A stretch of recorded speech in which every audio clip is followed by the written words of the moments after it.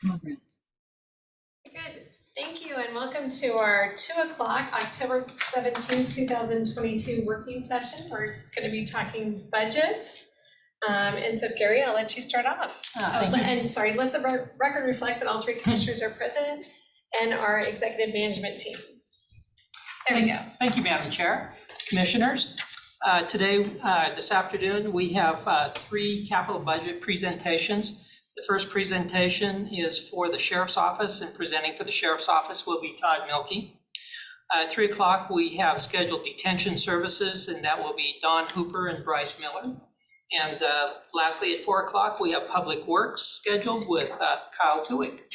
So on the Sheriff's Office, you have in front of you the supplemental capital requests submitted, and on page 4 on the Sheriff's Office, you'll see that they've requested for 23 a little over $500,000. And with that, then I'll turn it over to Todd to explain what those items are. Yes. So if we could, I was asked to prepare kind of our budget overview specific to the capital budget request for 2023. I think that's where the focus is, but I also wanted to at least kind of open the door to kind of what a 5-year plan begins to look like with just a couple of major items. So if you go to the next slide, please. So certainly, I mean, this kind of goes without saying, is there are certain operations in the county that are 24/7, 365, that regardless of what conditions are out there, kind of like the post office.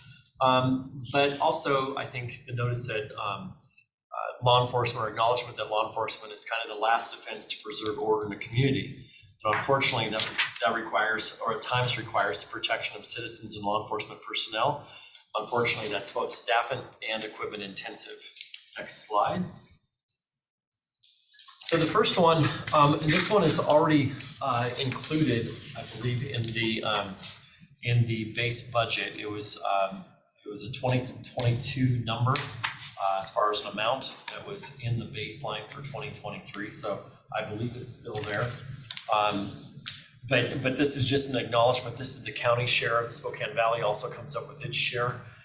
It's an annual appropriation of approximately $1.65 million. The priority for the Sheriff's Office is always patrol vehicles. Those are the ones that need to respond and work all the time. And so what we try to do is we estimate a 5-year basis for replacement that equates to approximately 100,000 miles. So based on that model, that'd be a 20% fleet replacement each year for those 5 years. We don't dispose of those vehicles at the end of the 5 years. What we then try to do is transition them into other uses within the agency. So where appropriate, we will move those down into shared vehicles for detectives, things like that. There is some of the investigative unit, though, that requires undercover vehicles that don't look like police cars. So retired police cars still look like police cars. So and then there's also some specialty vehicles as well. You will notice from time to time pickup trucks and other things for the Sheriff's Office as tow vehicles or anything else. And then once we are done with them through patrol and through the shared departments, the shared divisions, then we look for another use with them, either in training. So as our cadets are moving back and forth to Burien, they use a county car, so we want something dependable for them. And then once they're done with it, then they go to scope and to chaplains for neighborhood patrols and things like that. Todd, before you move on to the next slide, can you talk to us about vehicle availability a little bit? Yes, so there's been a lot of movement with Ford Motor Company this year. We placed our 2022 order in the spring of this year. It kept getting delayed, supposedly due to supply chain issues. In late summer, the 2 dealerships that handled our 2 separate orders were told or were requested to basically retract the order for 2022 and resubmit it utilizing 2023 models. That resulted in a cost increase of approximately $8,100, I think, for the supervisor cars, and I think $8,600 thereabouts for the patrol vehicles. Basically, what Ford decided to do was open up ordering windows in blocks, and you never knew when they were coming or for how long. So they opened up one in August, September. It closed September 9th. During that time, both Chevrolet, General Motors, and Mopar announced that they would not be making any law enforcement vehicles in 2023.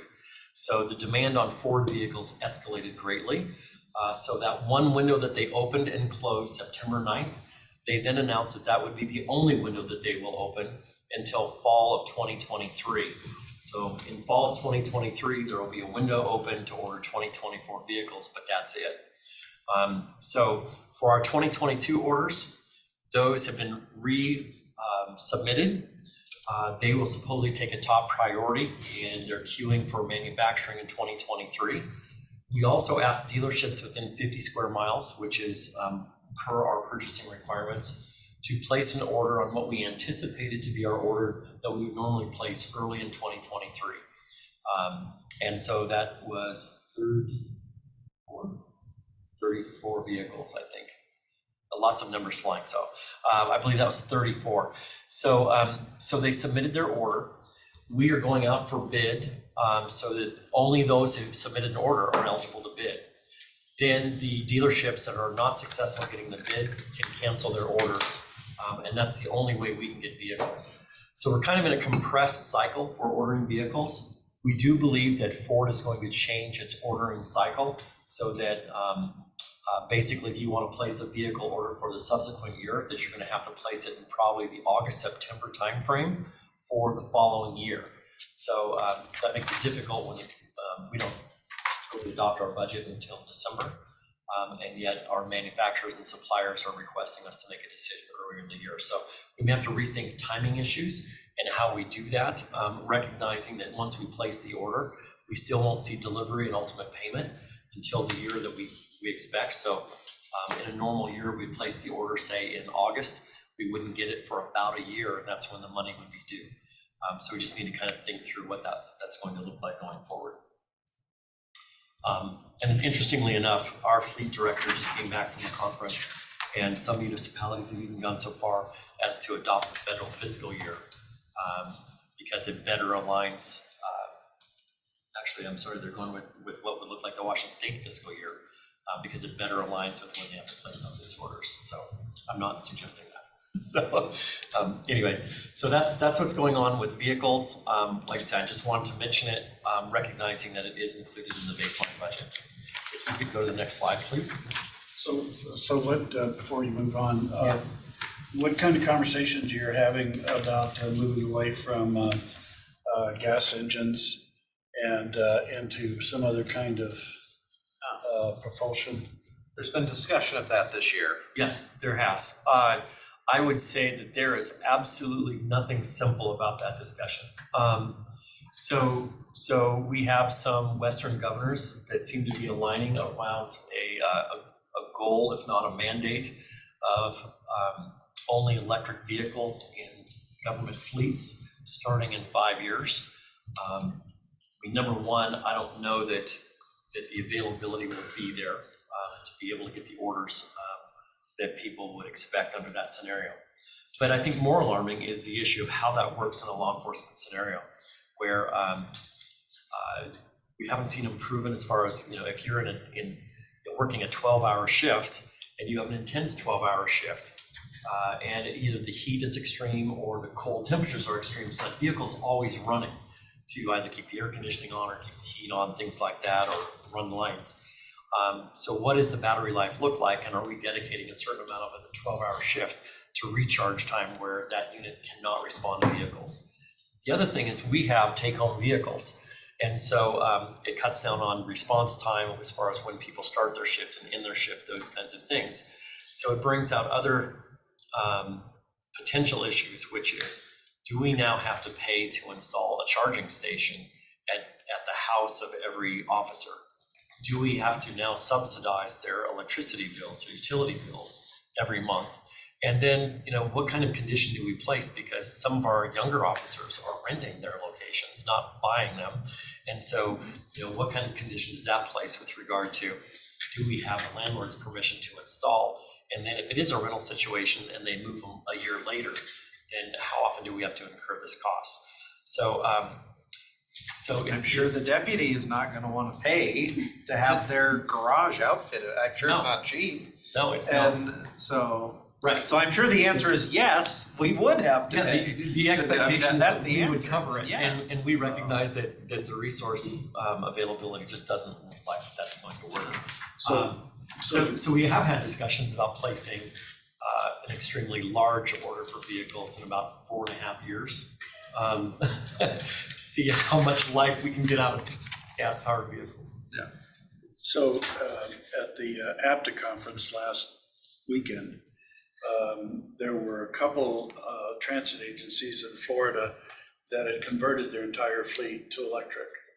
And then Ian hit, and they had buses stranded out on the road. They had buses that couldn't get out of the garage because there was no electricity. So the conversation was moving away from single source fuels. And so now the conversation is going to hydrogen fuel cells. And there are a couple agencies in Southern California that have already converted to hydrogen fuel cells. And the way they were able to make that happen was they became not only the consumer, but they also became the distributor. And so they eliminated the middle person with regard to providing the hydrogen for the fleet. And so they provided that not only for their fleet, but also for others in the community and stuff. And so it was an interesting conversation, but to have agencies that had already made an investment in all electric saying, yeah, we might have jumped too quickly, and now starting to back.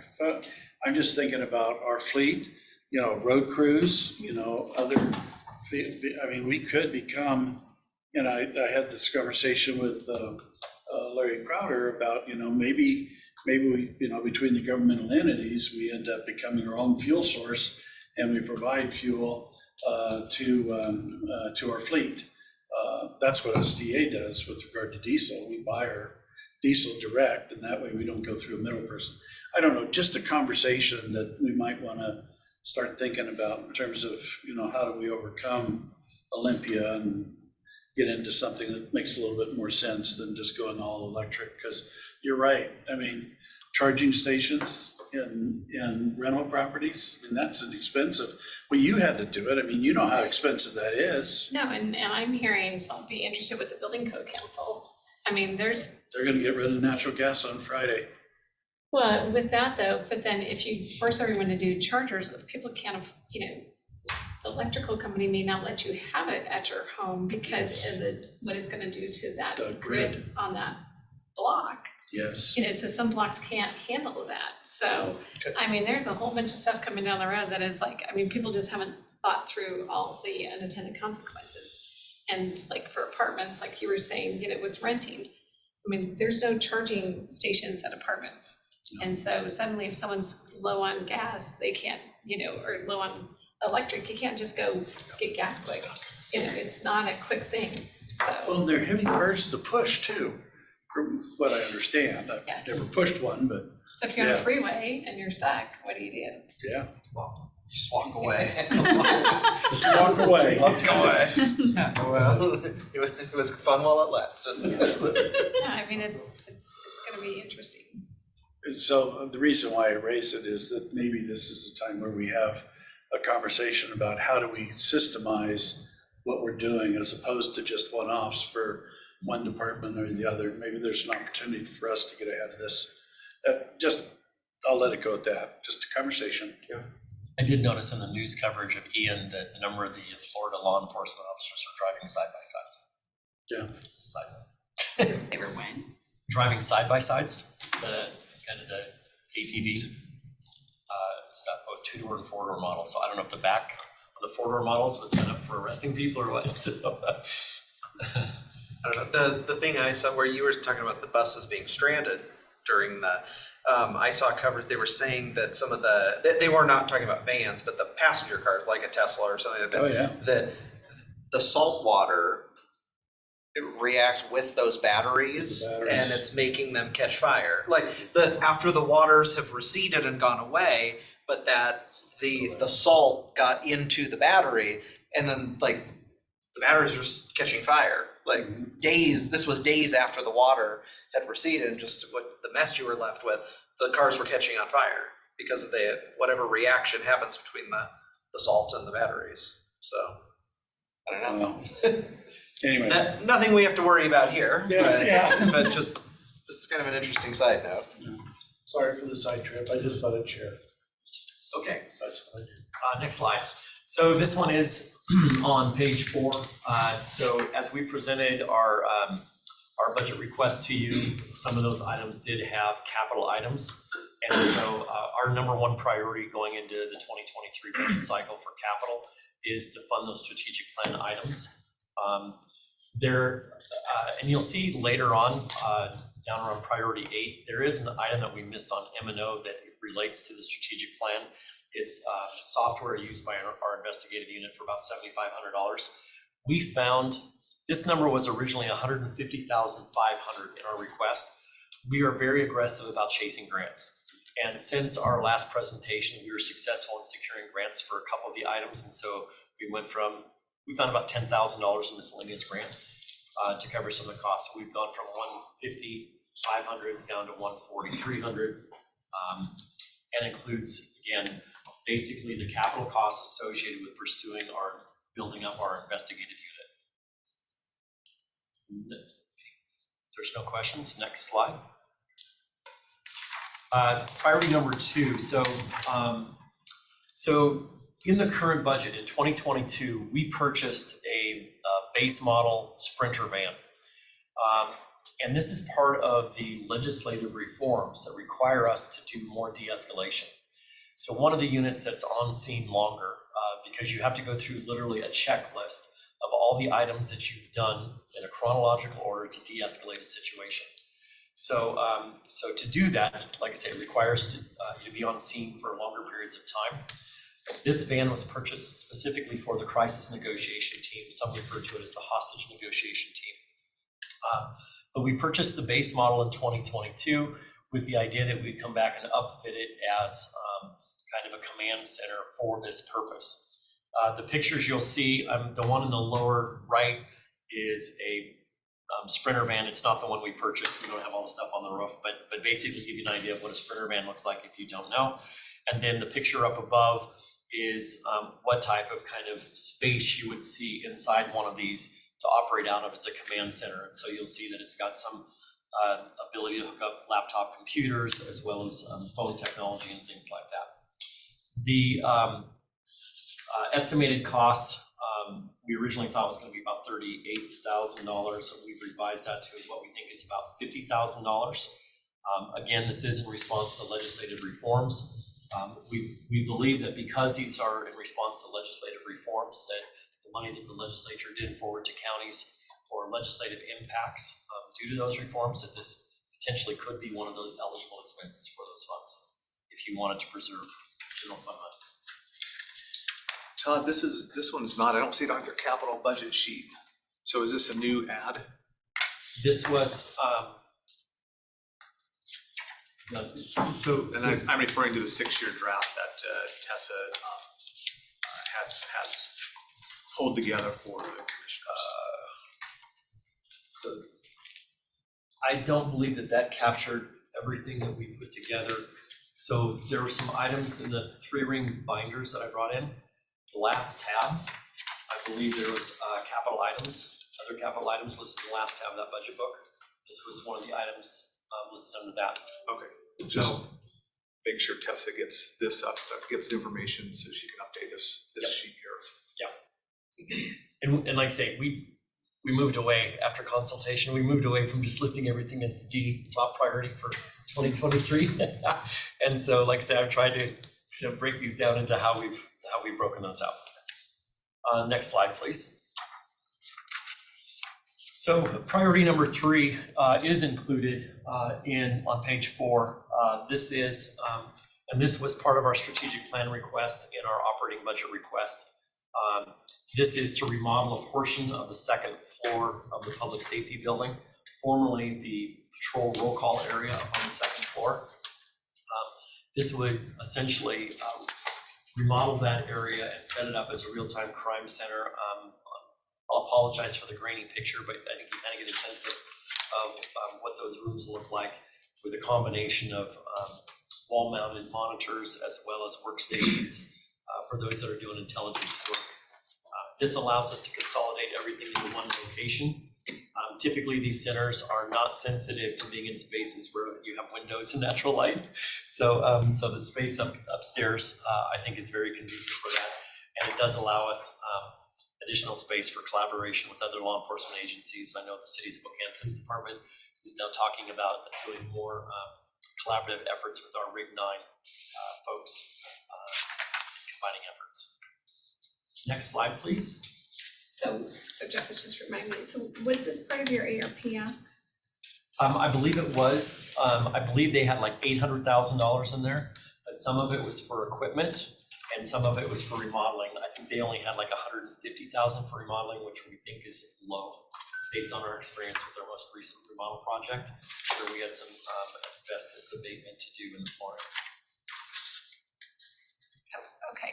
So there may be a reduction in the ARPA request of about, I think it's about $150,000. I need to go back and look at that spreadsheet. I believe there's a meeting Wednesday of this week to take a deeper dive into the ARPA request. And so I'll be prepared to, that spreadsheet was prepared by somebody else. And I think we just need to make sure that we know what's right coming out of each. This is supposed to be just the walls and the infrastructure in the walls for that space and any abatement that we need to do. The majority of the ARPA request is really supposed to be focused on the specialized equipment and the furnishings that go into that. And then I think there's some staffing in the ARPA request as well. Priority number 4 is related, and I did have a chance to talk to Gil and to Bruce also about this, but this is to do a building facility study for the sheriff's office.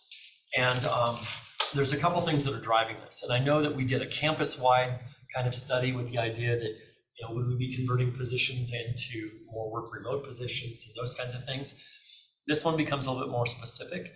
Spokane Valley is pretty focused on doing a facility study in 2023. They believe that they will outgrow the Valley precinct. And they anticipate future growth where they want to add to the number of contracted officers. So they're going to be going forward with their facility study. We felt that this would be a good time to kind of dovetail and do ours at the same time for law enforcement space. Part of that is we may come to a conclusion that the investigative folks that are based at the Valley precinct maybe should be co-located with the rest of the investigative unit.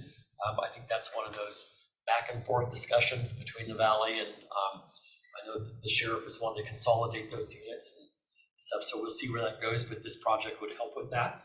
It also takes a look at just maybe a little bit more global, big picture view.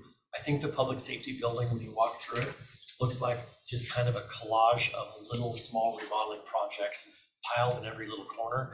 The building does not flow well. I don't think I ever realized it when I sat in this building, but now that I'm in that building, I realize just how disjointed it is. And so the idea is don't do any more remodeling projects without having some sort of master plan, bigger view of what the space looks like 5 years, 10 years down the road and start planning that.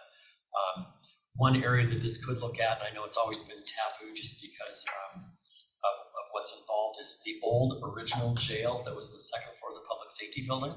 If anybody has toured that recently, I would call that the squatter section. It's the Camp Hope of the public safety building where everybody has just landed and taken old jail cells, and you walk through and you're like, I'm not sure whose stuff is in this one. But it's a big space. I want to say it's 60 by 80 space.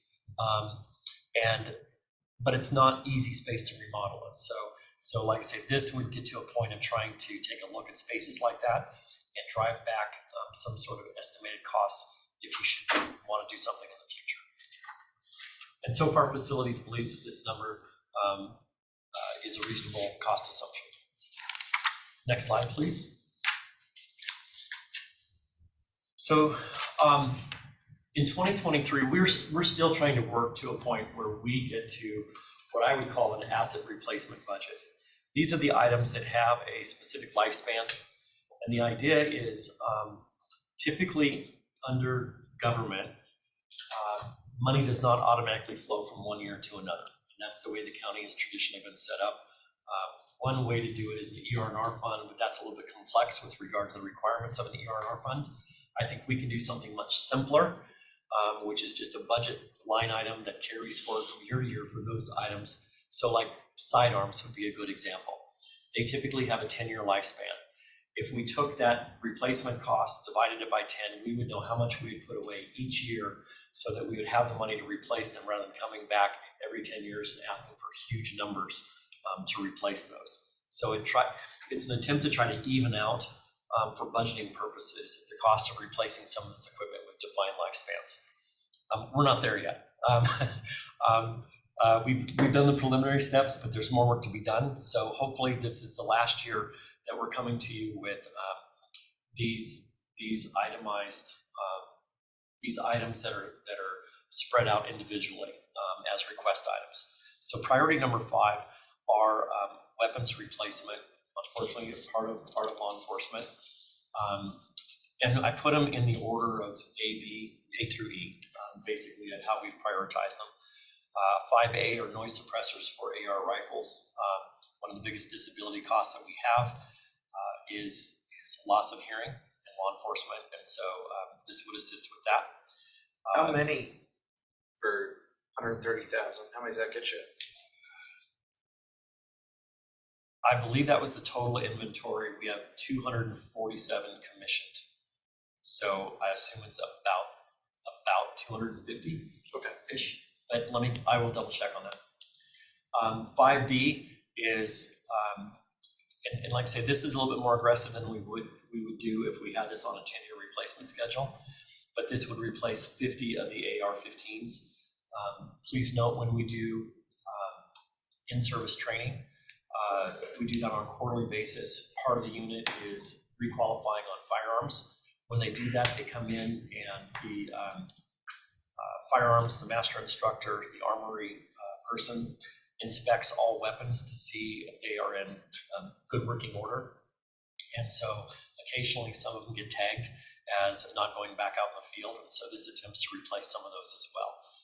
Not to say that we have 50 that were red tagged as not eligible to go back out in the field. Probably 10 of them were, but this keeps us on a replacement schedule. Likewise with the shotguns, cost estimate there was for 65 that are fully outfitted. The RMRs are something that law enforcement agencies across the nation are going to as best practices. They're basically laser sights that do require additional training. The cost to replace all the inventory that we have for the handguns is $75,000. And then the last item is really an item that should have been typically in an M&O budget line because of the dollar volume of it being so small. But when you order a new AR rifle, it only comes with, I think, 1, maybe 2 magazines. This provides additional magazines for backup so that they're ready to go. So that is the weapons replacement item. So Todd, are ammunition and firearms generally included in your M&O or not? These I'm reading these as over and above, or right. So ammo, yes. Ammo is an M&O item. With regard to weapons, we get into accounting lingo, which is an attractive asset, and it's all based on dollar volume. And they typically price it based on the individual item. And I'm trying to remember, is it 10,000 or 5,000? 10,000. So if it's under 10,000, which every one of the weapons on an individual basis is less than $10,000 per item, then it would typically go under an M&O. But that creates wild swings in your M&O budget when you say, okay, well, I need 50 this year, or I need 100 that year. And so we're trying to figure out ways to flatten that line and make it far more predictable. And so I would say it goes into a kind of a hybrid line between an M&O and a capital, where we've highlighted the labeling of that so that the budget office and the sheriff's office all know that these are items that are scheduled replacement items, regardless of individual dollar value. So historically, you've not had weapons being budgeted and purchased through your operating budget. Is that correct? Have you come for additional capital requests for them? In the past, we've come for additional capital requests. And so worst case scenario, you'd come once every 10 years and say, I need $400,000. Yeah. Or you build it in, so it's just part of the, and I think that's what you're referring to, the asset replacement budget. You're building something in, and you're turning over your inventory and replacing it as the life ends on. Correct. Or what you're doing is you're setting aside the funds. So you have a choice to go two directions. One is you replace like the vehicles 20% of your inventory every year, or what you do is that one budget line rolls over to the following year. So that if you want to buy, let's say all of them are on a 10-year replacement and you want to buy all of them in 10 years, you have the money there without going and asking for an extremely large appropriation every 10 years. Seem like that, something like that should be included in an M&O budget. Because you do have, it's not like a one-timer, it's a constant annual thing that you're buying, just like your ammunition, weapons as well. I mean, true. The issue is kind of like what we're finding with vehicles, where you can't get the item in the year that you budget for, and government budgeting makes it very difficult to carry forward money. In those cases, it's encumbered, so you get past that. But the one example that I would give you most recently is we switched platforms for handguns, and so we went from 45s to 9mm, and so we didn't replace 20% of them because all of your officers have to carry the same weapon in case you have to exchange ammo or anything like that. And so that's one where you wouldn't want to replace it every year. If you knew you were going to replace the entire platform, then you would want to be able to accumulate funds to be able to do it all at once. So this method would give you a little bit more flexibility to do either.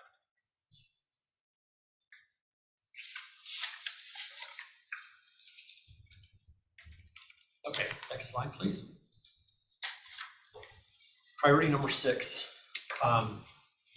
So right now we have a few boats in our fleet, in our Navy. Most of them have come through grants. Most of them, all of them, have been designed for marine enforcement because of those grants, which means you pull up, you educate people about safe boating practices and all that. We've never had a boat dedicated for a diving function. And so that's why we're seeking this request. We had a couple of our command staff recently, in the past several months, go out with the dive team and kind of get a sense for how they function. And so the boat is really not set up for the equipment or the function. So if you look at a specific dive boat, it's got holders for the tanks and for equipment instead of them rolling around, literally rolling around. And you've got other dive gear to be able to store, stow, I should say. But the other one is ingress, egress, in and out of the boat. So most of the marine boats, dive gear is heavy, especially the minute you leave the water.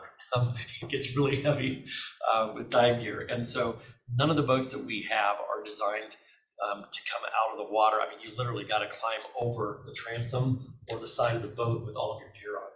And so boats that are dedicated for dive purposes have the ability to kind of walk into the water and get out. So if you are bringing somebody to the boat that you've rescued, hopefully still alive, but even in cases where they're not, you've got to be able to figure out how to get them into the boat. And so again, this surfaced as a request item, and after evaluation, I know Mike Kittlestead is the person that oversees all of our special operation groups. And he was like, look, I had no idea, and that extra robot I want for the bomb squad, let's just delay that for a year or two because this is far more important than what we're doing now. So other than that, I think the explanation is pretty straightforward on this one. So how often do you guys do this? 10 to 15 years. No, how many times a year? How often do you replace the boat? Excuse me. How often do you take the boat out to go and search for somebody, to dive for a drowning victim? So certainly in the summers a lot. In fact, last week we were just out on a training session. We had a national trainer, and we were at Boulder Beach, And during the time that we were doing the training with the dive team, somebody, mental health issue, entered the water and needed to be rescued. And so the trainer came back and said, I've observed a lot of teams all over the nation. This by far is one of the best prepared and best one in executing anything we've seen. So like I said, we are out a lot in the summer. We're a lot in the spring when people are entering the river under high current, high tide issues for water rescues. And so we'll use both the boat in the lakes and in some places on the river. Otherwise, you've seen us use jet skis and things like that also for that purpose. So fair amount. Are they traditionally rescue or recovery? I mean, because say you're at Newman Lake, Right. you got to get out to Badger or something like that. I mean, Right. by that time, I would assume it's probably a recovery, not, what, do you track those? Do you track how, I mean? We do. I don't have that data with me. I don't, as far as the proportionality between recovery versus rescue, I would assume on the river, probably a lot more rescues. Okay. Because there's no citizen that's going to drive their own boat out and get them in the middle of the rock during spring runoff, Yeah. kind of deal. I would say that probably as we move further into the summer and you're into the lakes, unfortunately, probably more recovery, unless it's the winter. I mean, we also do a lot of training for ice recovery and rescue as well. We'll follow, dogs fall through the ice, and the owner goes out to try to rescue the dog, and the owner ends up in the water. How much is that, is Sheriff's Department versus fire districts? So fire districts have their own as well. I don't know that, and one of the things I can do is I can certainly bring somebody from the dive team in to answer those questions about how they coordinate. I would assume that with regard to fire, that it's probably who can respond the fastest. If it's a rescue, who's got their gear in their vehicle and can respond. So, I mean, I guess you're right, because like if someone's in the river down here, it's usually fire that's there. Right. It's not SPD or sheriff that's there. It's I fire. know on the river too, Valley Fire responds a lot. right. No, and I think it's a great discussion to have somebody from that team come in and be able to answer questions and show the stats. Want to be, from the team as well as, I don't know if that's a Shrek would be able to answer that, volume of calls for that. Might be able to. They probably have it prioritized. If there's a specific, like an ATV or something, some sort of call that Water they can look at. rescue, Water rescue. And I know we publish those statistics twice a year, so I know we track them. I think for LECAP purposes and others. So And just be part of the curious thing would be how much is the Sheriff's Department versus, fire, which fire departments and all of that, Right. just because of where lakes and rivers are. So is this 320,000, is that for a customized boat that is designed to be able to accommodate this? Yes. So that's my understanding. why wouldn't you just get a body hoist to mount on the inside of the boat, hand crank, and you don't have to worry about electric, and you can just use it inside your existing boats? I haven't been out on the boat, so Okay. I can't answer that question. But yeah, I think from what I'm hearing today that this is probably a good topic as maybe a sub-discussion. Yeah. So, yeah. It's Okay, expensive though. These guys are in They're good all- shape. I mean, come on. they're all expensive boats. I keep hearing, Scott, before you and me, I keep hearing about the SS whatever, the ultra expensive boat that they had for like 2 or 3 years because it was too big to transport and store and all that. But I think we spent like $750,000 on one of those aluminum Snake River boat kind of things. So yeah, basically made, I think, more for U.S. Coast Guard, like shore patrol. Priority number 7, next slide, please. Smaller cost item. As part of our strategic planning, we have pursued employee wellness in an effort to minimize work-related injuries and illnesses. This current budget cycle, you guys approved us to go forward with Sigma Tactical Wellness. We did a bunch of screening for all of our employees to determine whether they were at risk based on their biometric screen. As you can imagine, a lot of them were advised to pursue different diets and exercise. And so we are trying to hold true to that. So we are partnering with the other organizations that utilize a joint exercise room to kind of update it and get rid of some of the equipment. If you've ever been into it, it really looks like one of the oldest versions of a YMCA, maybe out of the 1950s-ish. Where is it? Where is It's this? in the second floor of the public safety building. Really? If you ever want to walk through, let me know. I take didn't you. even know it was there. Yeah, Did you know that was there? and You know that? And they have their own training facility. Oh. Yeah. Or not room. yeah, and so Never seen it. let me know. I'd walk you through. But yeah, up until recently, I'd say half the light bulbs were burned out. It was a very dark space. So basically, the agencies, I think it's us. I believe detention services is participating. I know SPD is participating. I think each of us is trying to come up with $25,000 to replace the equipment that's in there. So, and as you can imagine, it's not only free weights, it's treadmills, all that kind of stuff. Okay. Would it be cheaper just to get a padlock for the refrigerator? Sorry. Hankering, you know, That's an Al French joke. just saying. Next slide, please. So priority number 8, night vision equipment. So right now we have night vision goggles, as they're most commonly referred to, and we have both the monocle, I guess, single, as well as the duals. And so right now the SWAT team is equipped with them, the bomb squad is equipped with them. The K9 unit often trains with both SWAT and the bomb squad, but also gets called out at night. They do not have night vision goggles.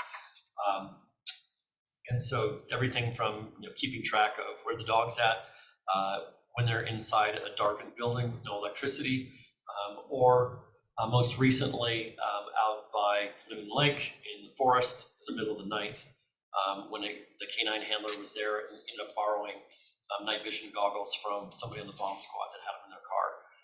So this would get us five sets.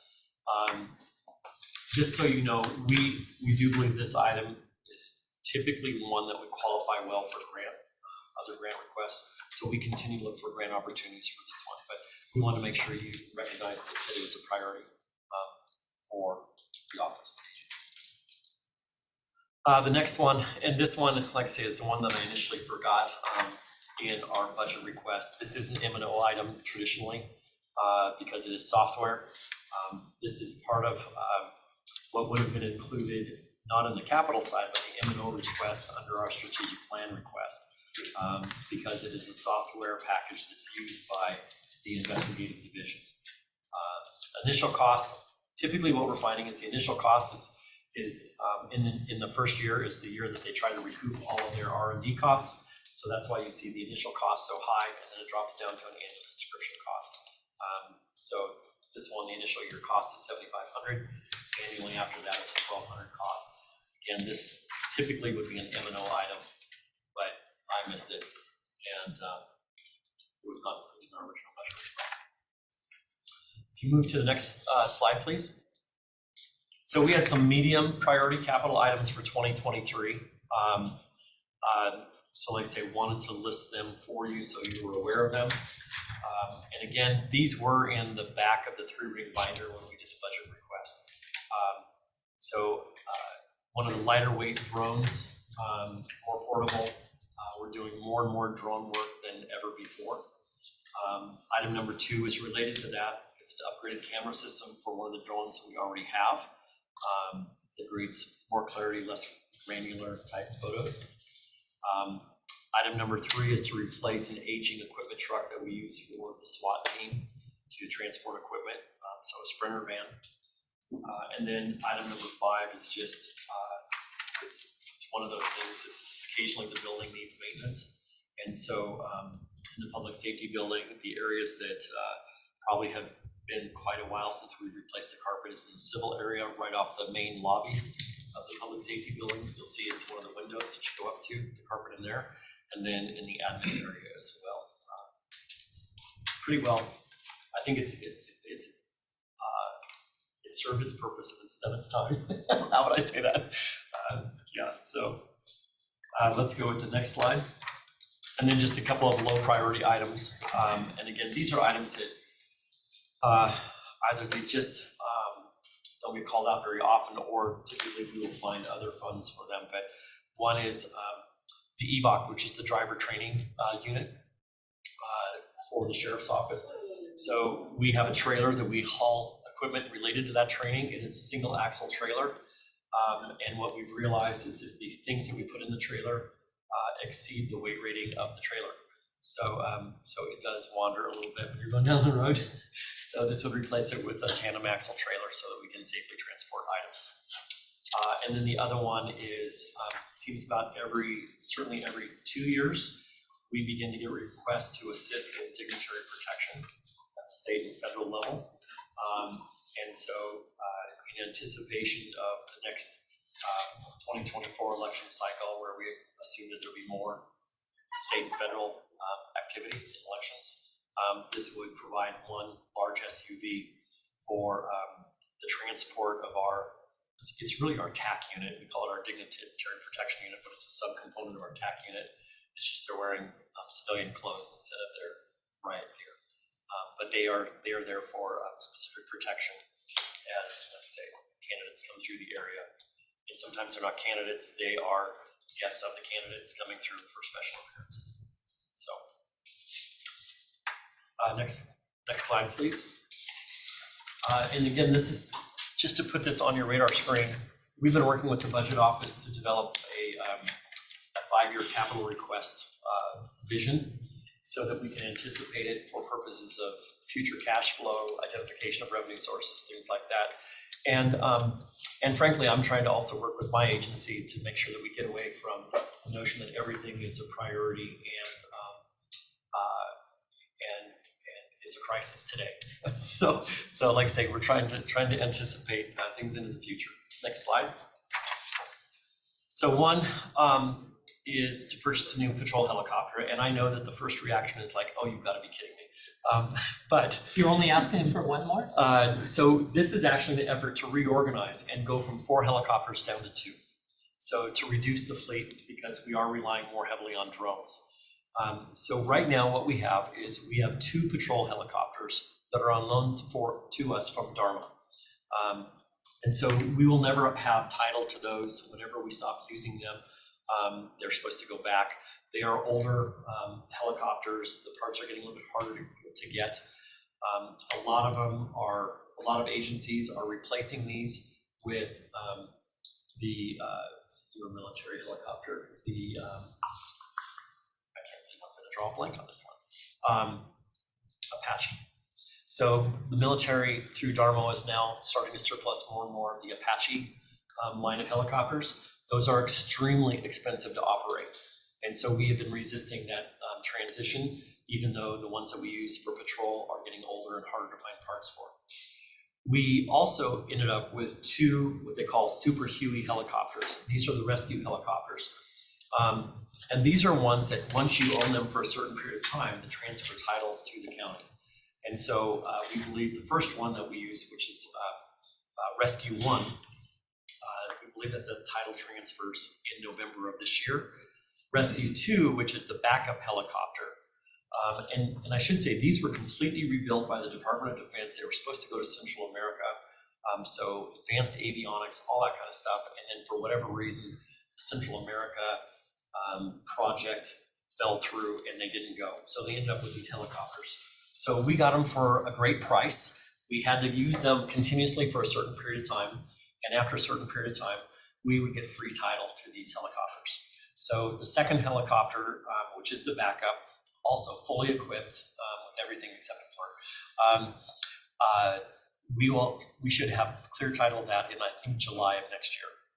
So we believe that when we have clear title, we can surplus that helicopter for about $2 million. It's ready to go. It's a good airship. Purchase a new helicopter fully equipped with the floor, with everything, is probably about $3 million. If you subtract the $2 million you get from the surplus of the second rescue helicopter, you're down to a net $1 million. And so far in the discussions that we've been having with some of the federal congressional offices, they believe that they may be able to find about $500,000 in federal funds for this purpose, which means at the end of the day, we believe that we could get a new patrol helicopter for about $500,000. And so this would take us from, rather than 2 rescue helicopters, it would take us to one Super Huey, and we would return the Darmo older patrol helicopters and get one newer one. And again, we believe that this reduces the operating costs because we go from 4 helicopters that we have to maintain and certify being a big issue, down to 2. And so we do believe that there is savings on operational costs as well. So with that $500,000, again, we cannot do vehicle pursuits at this time in Washington State, except under very limited circumstances. But we can continue to monitor the whereabouts of certain vehicles from the air. And so we do have the ability, the new technology on these helicopters, you can literally lock in on a target and it will continue to track its movement wherever it goes. And when that vehicle stops, it can tell you what the location is, and you can then alert people that are on the ground to that location. So because of that, and because of the legislative reforms and how they've impacted the ability to pursue, this again is one that could potentially utilize legislative impact dollars. This one has a really long lead time to build and equip a helicopter. In our perfect world, what we would like to do is place the order sometime in 2023, knowing that we wouldn't get the airship until 2024 or 2025. What we haven't done is haven't gone through the process to determine if there's a deposit required at the time to place the order and what level of deposit would be required. Okay. So like I say, it's once we actually start working through it, it doesn't seem as big of a challenge. The next slide is, again, these are for out years. So we are no longer talking about 2023, by the way. So these are out years, just to let you know. Right now, the bomb squad, what we call the explosive device unit, has 3 robots. One robot was replaced about 3 years ago. The other 2 are about 14 years old. Parts are getting difficult to get, and the technology that they utilize is also showing its age as far as everything from like clarity on the cameras, those kinds of things, the ability to get signals and stuff. The last time we purchased one of the robots, the city of Spokane contributed approximately $100,000 to the purchase price. And we also utilized money from a Homeland Security grant as well. And so I want to say that between the city of Spokane and the Homeland Security, it'd be like 180 of it, something like that. So we were able to find other funding for about half the cost. So, so just note this is on our radar screen, probably in the next 2 to 3 years, 2 to 4 years. The next one, and it's actually the next 2. So we've come to before, we've talked about replacing what we've called mobile command vehicle. It's approaching 20 years old. It was purchased with grant funds through Homeland Security, so no county money's been expended. Most municipalities, metropolitan jurisdictions, I know that Spokane is now in the top 100 metropolitan jurisdictions, have mobile command vehicles that they share amongst multiple agencies. And so we do think that there is some ability to go out and get others to participate in the cost of such a vehicle. They are expensive. We estimate about 1.1 million, but frankly, this project probably needs a deeper dive to do our due diligence. But I do want to also kind of throw this into consideration with the following slide, which is my last one. And that is the last thing that we see going forward. And I know Scott Chesney reached out and said, hey, do you anticipate any capital projects that need to be included in the capital facilities list? Is we believe at some point in the relatively near future, we should consider as a county replacing the DEN building with the new Emergency Operations Center for a variety of reasons. Certainly it allows the county for campus-wide planning.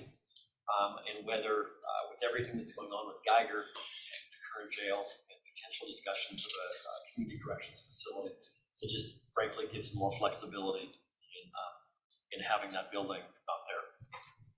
And it's not really any building that's going to win any architectural awards the way it stands.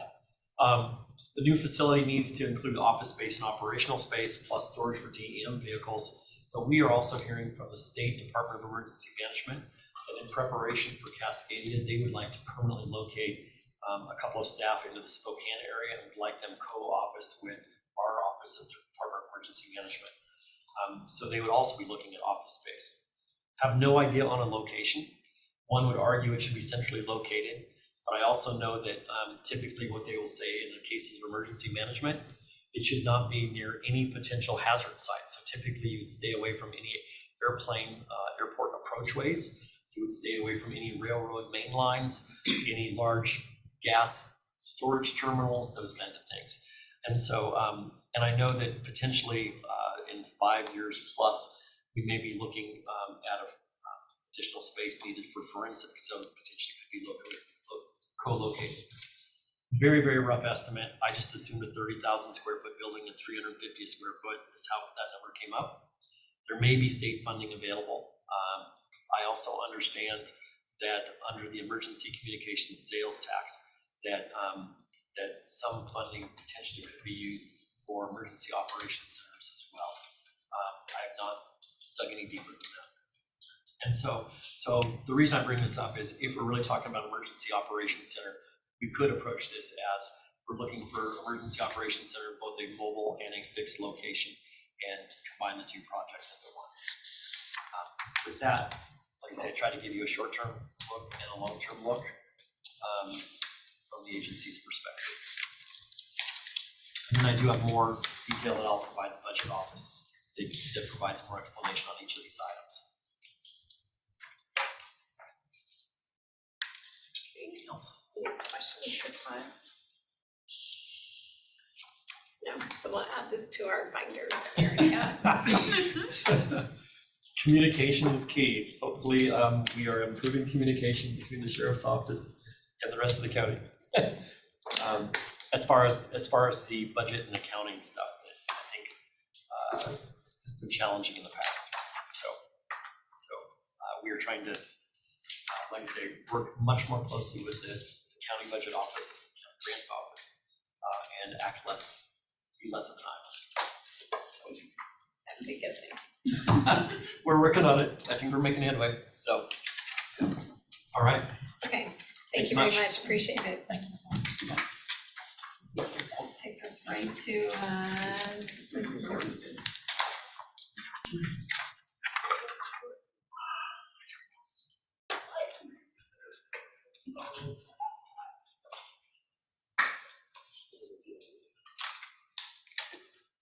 Hello.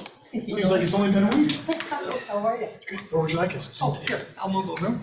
Yep, here, so you have it.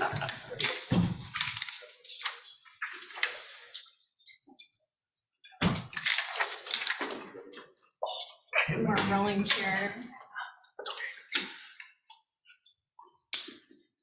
Sure you don't wanna. I got her. Well, good afternoon. Good afternoon, how are you guys doing? Has it been a long day? Has these been going on all day? It has been, but We'll make it quick. you're good. That's what they all say. Hasn't happened to their ass. Oh, they did you? Oh, I got, Don't lie. Bryce didn't let us print them from her, so. Yeah, so. We do have those, Handouts? so we do have the Oh, handouts. good. So, we'll let you guys go ahead and get started with it. Okay, well, I think everybody knows me. I was here a week and a half ago, but interim director Don Hooper, Lieutenant Jason Robinson, he's our Geiger custody lieutenant.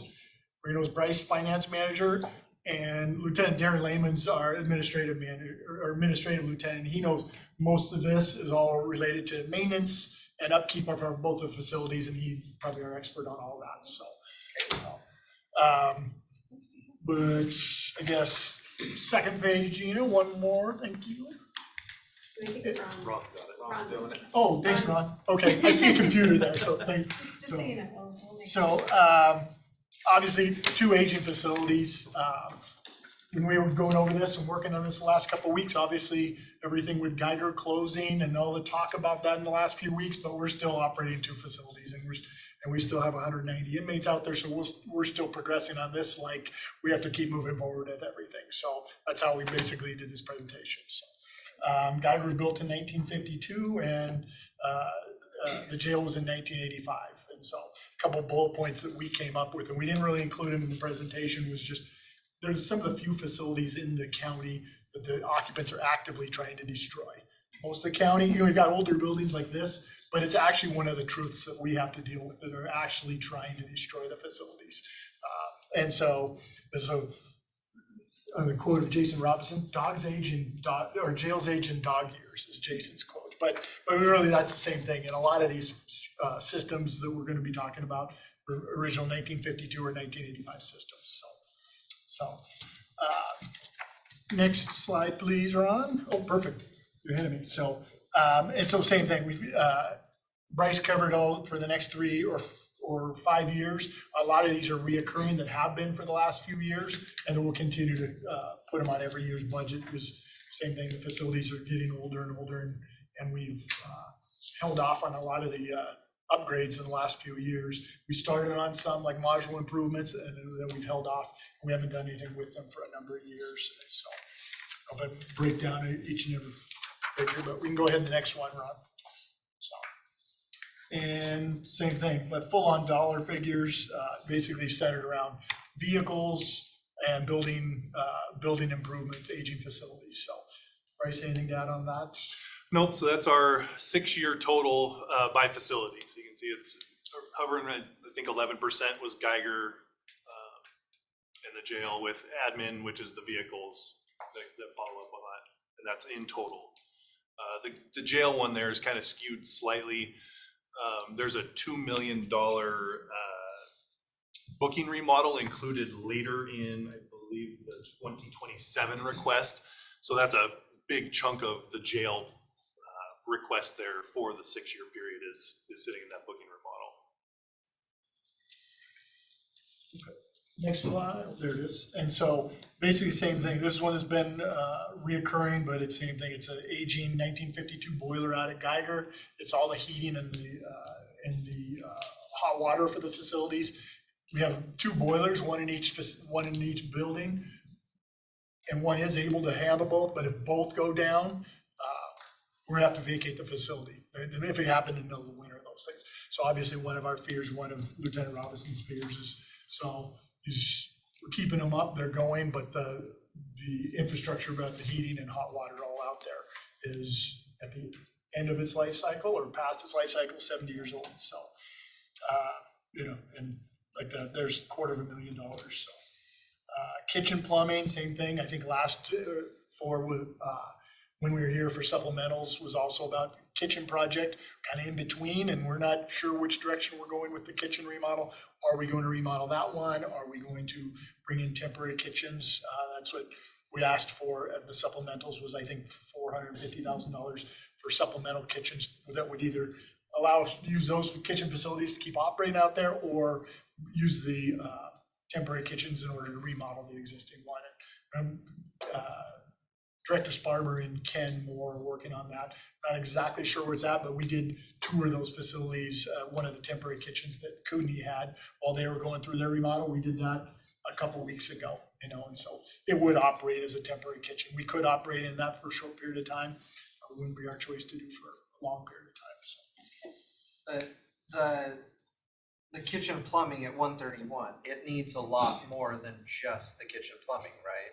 So the all-in, I thought, was like 5 that's what I million? think, yeah, 5 was the ballpark that I think we were hearing from Okay. Ken Moore and Dr. Okay. Farmer. Okay. And if I remember correctly, the portable kitchens that are kind of in those semi-trailer trucks was like $250 a year, maybe? You know what it was? 250 was the least portion of it. Okay. The first year, which was the supplemental, was another more, 200, right? 250 Okay. for connecting all the Okay. the facilities and electric Okay. and all that stuff too. Okay. Next one down, intercom system. We have an intercom that works between floors. It's been down for about 10 years and we've continued to ask about this. Really, it seems like something minor, but communicating between the floors, now it relays all on the radio. It's actually a safety issue, is that we've put so much, all of us have been there for multiple years, so much more of the traffic went to the radios. And so it's what really should be earmarked just for emergencies, but we're putting all the daily traffic on those. And so intercom system that's way past, it's actually a stenophone system. It's a 25-year-old system that can't be, it needs to be totally retrofitted. So even this estimate of 150,000, it's an older estimate as of, but Yeah, several years old. so. But it's something we'd like to get moving forward on. Oh, it's 15 plus years, I thought it was 10, so. Module cameras, every year or close to it, we're continually asking for more cameras. Steve Bartel will tell you, he's a big advocate. More cameras in the jail almost always help us with these, lawsuits we just settled last week that Jared and I are interviewing. The video almost always helps us with rape allegations, with excessive use allegations, excessive force use allegations, any of those, the video almost always helps us. And I mean by almost like 99.9. We'd almost always, we will have video rather than not have video. And these were buildings that didn't originally have them. So every time we ask for more cameras, just a handful of cameras is, I think the last one in the annex was something like $90,000. Does that sound? Yeah, $90,000. So it's an expensive proposition, adding cameras where it didn't, there's no data and there's no power at a lot of these locations, and it's a jail, so it's hardened infrastructure, but. So does that also include the software for archiving the video and records request and everything else? I do that, we did that a few years ago, we updated that a few years ago, but with more cameras I guess Darren, that's the question, is this cameras and the appropriate storage for it? Yeah, it's the storage part of it, the minimum amount required by Washington State, 60 days. It would be inclusive of that, but every time, that's an ongoing cost. That would, every year, we'd want to do certain areas of it, so it'd be built in that you need the storage along with the extra cameras. It wouldn't be just that one-time upfront cost for the storage. Yeah, missing video can be quite expensive, as we recently learned. So copy machines, just same thing, 40 machines throughout the facility. We're replacing 2 or 3 per year. Just keeping up with that. Some of the machines in booking, a lot of these machines in the booking and releasing area are 24 hours a day, 365, more so than most. So they're high use machines in a lot of locations. So, control room upgrade, same thing. That's the secure control room that operates all the doors and all the elevators in the facility. Anybody's been over there, anywhere you go, they're watching the cameras and they're moving you throughout the building. So anything goes down in there, we lock down the whole facility. Inmates don't move. Nobody's coming in. So it's probably quite a process when anything goes down in that area. So. Refrigerators, same thing. Geiger, 4 refrigerators, all operating off of 1 compressor. Problematic, 1 goes down, all 4. We have to, so same thing. We've had, when it goes down, loss of product, loss of stuff, and a lot of these, I don't know if these are original to the facility, but they're aging infrastructure there, so. Same thing, freezer, same thing out of Geiger. I'm not rattling through every dollar figure. I guess it's on there. I could, so.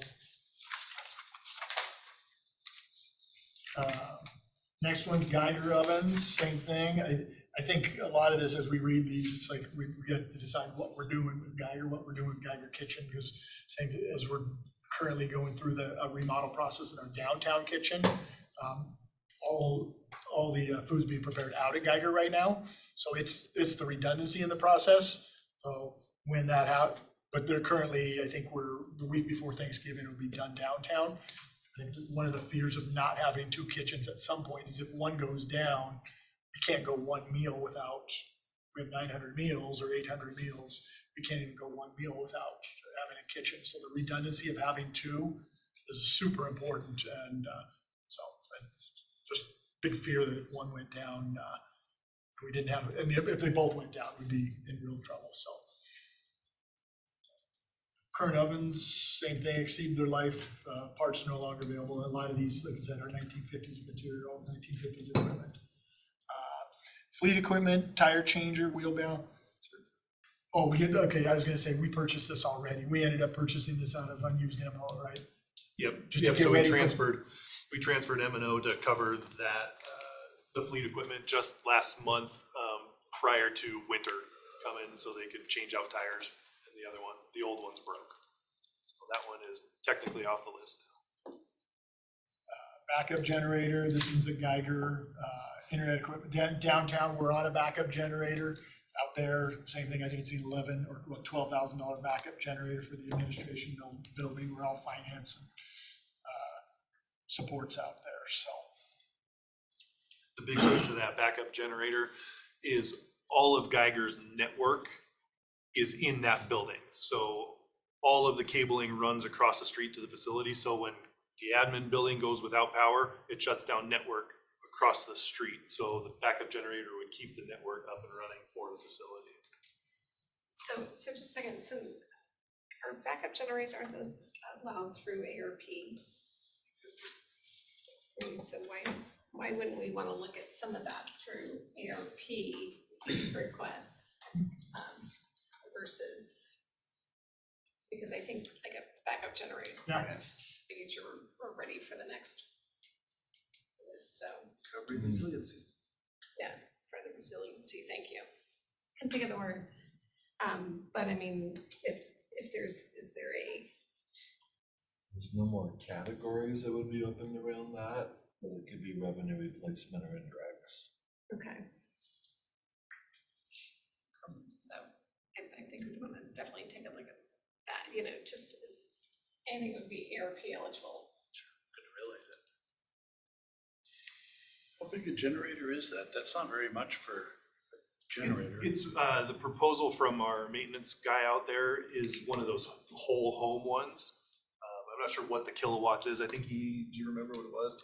It was between 18 and 22, I think, because that admin building is pretty small. So to power that building itself is no more than a house.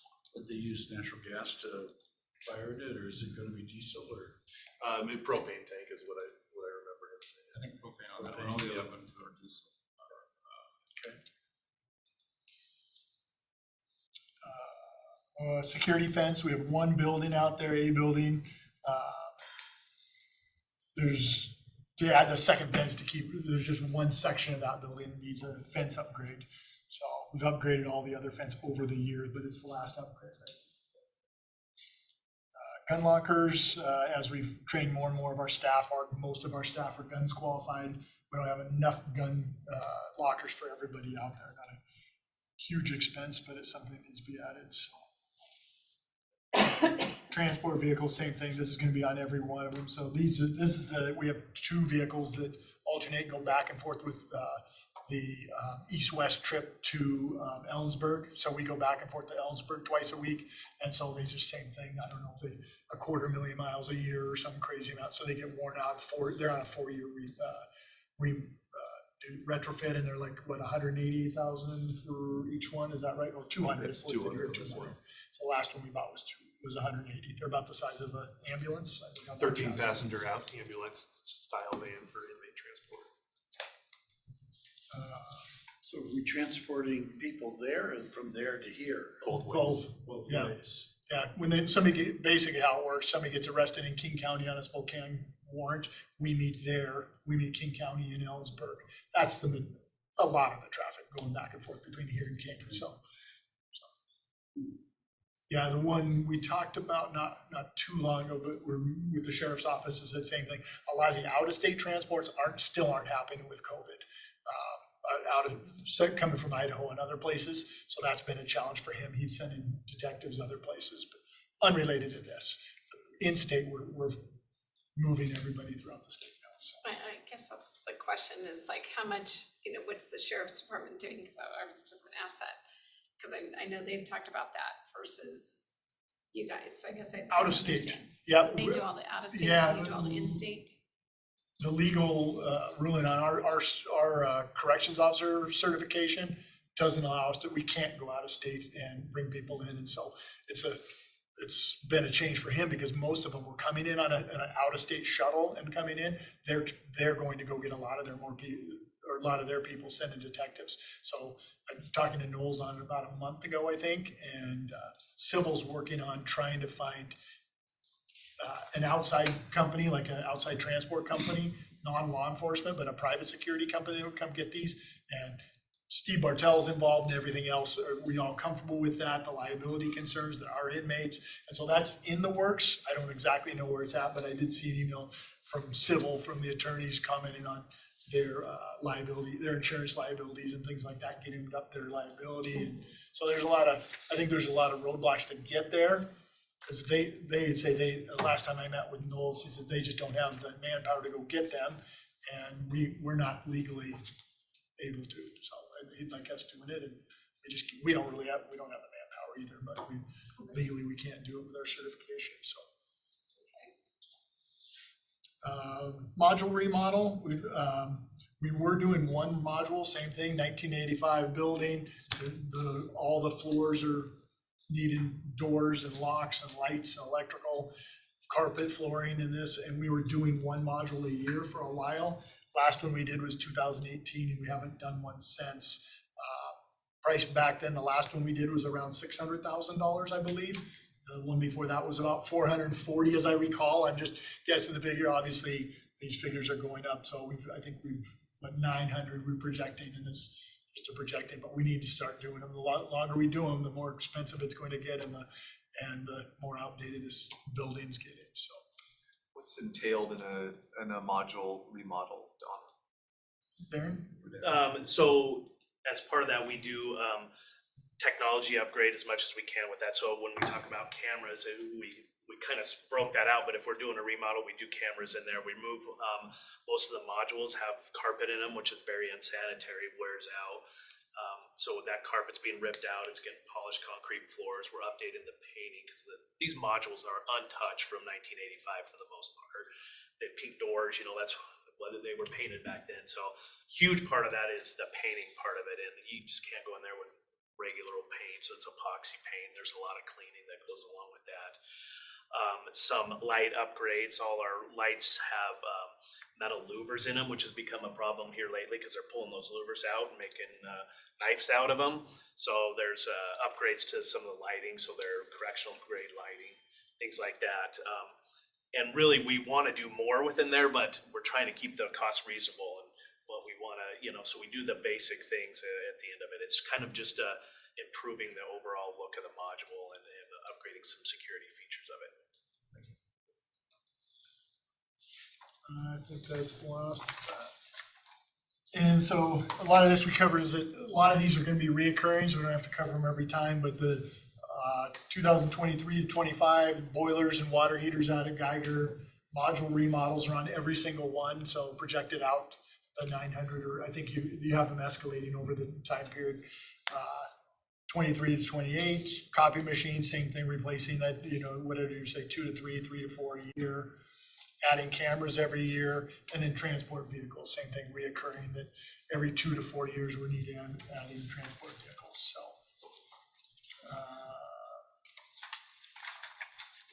next one. So 24, more of the same. The first 5 boilers, modules, copy machines, cameras, and vehicles. Those are repeats, but then. First new one for 24 is module workstations, and the same thing, same reoccurring theme. These were original 1985. If you walk through the housing module, the drawers don't, it's where the officer actually works. It's got electronic, it's all the emergency notification from all the modules. If somebody hits something in a cell, the notification comes up on their desk. There's no secure storage for the PC, so it's just sitting up top. There's no room for printers. So it's just 1985 technology. Drawers don't lock anymore. It's Formica from 1985. They look terrible.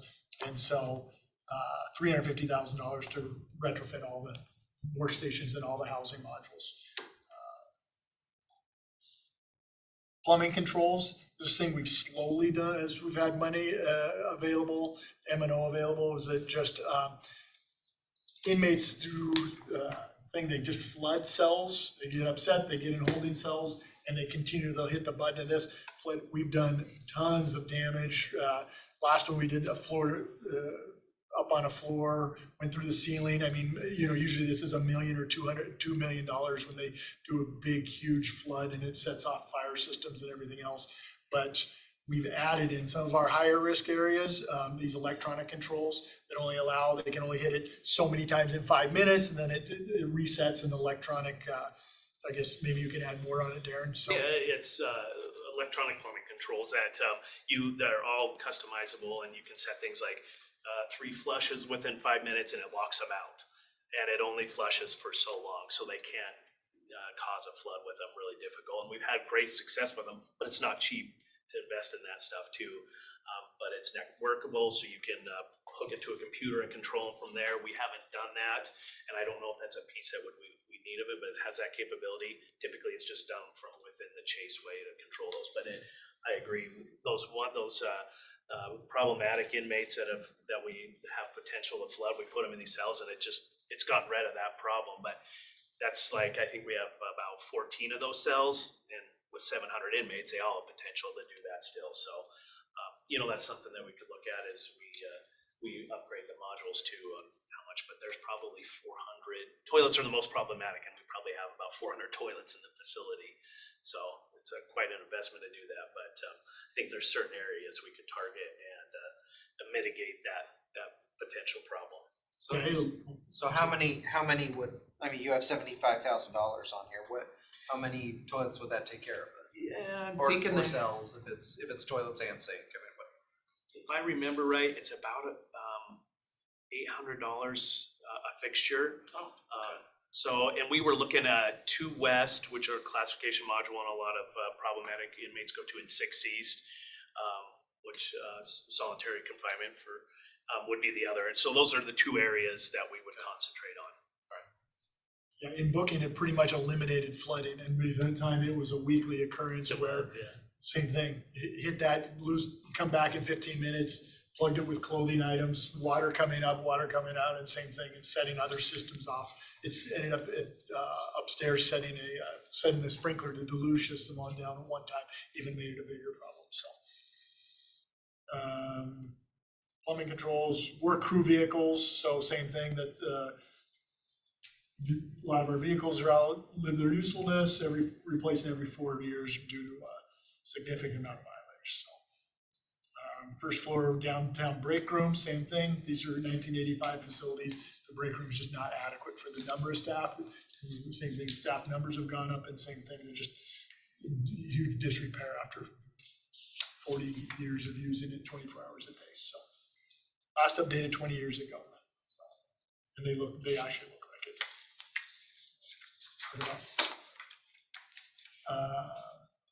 Next 25, same thing. I think the first 5 or 6 are same thing, repeats, vehicles, cameras, copies. One other, adding 1 module remodel again, and boilers and water heaters. So locker room remodel, same, I mean, kind of the reoccurring theme, same thing. It's not big enough. So I don't know, a number, about 20 or 30% of our staff actually have locker rooms over here in the sheriff's office in the public safety building. So it works okay, but ultimately it should be over in our building. We don't have enough lockers for all the male staff, so. Break room remodel, the annex, there's 2 break rooms in the building. And so that's the second of the 2. Again, updated over 20 years ago. And then trash compactor. And so same thing, all the trash through that gets compacted, put in the alley, and picked up in a dumpster in the alley. That was $60,000. It's been fixed a number of times over the years, short-term fixes, but it's getting to the end of its life cycle. So. And I think city or the waste manager, whoever, even said that, I don't know, they've even threatened that they couldn't pick it up, or there was about the dumpster itself related to it. So at some point that's going to be no choice, we'll have to do it, so.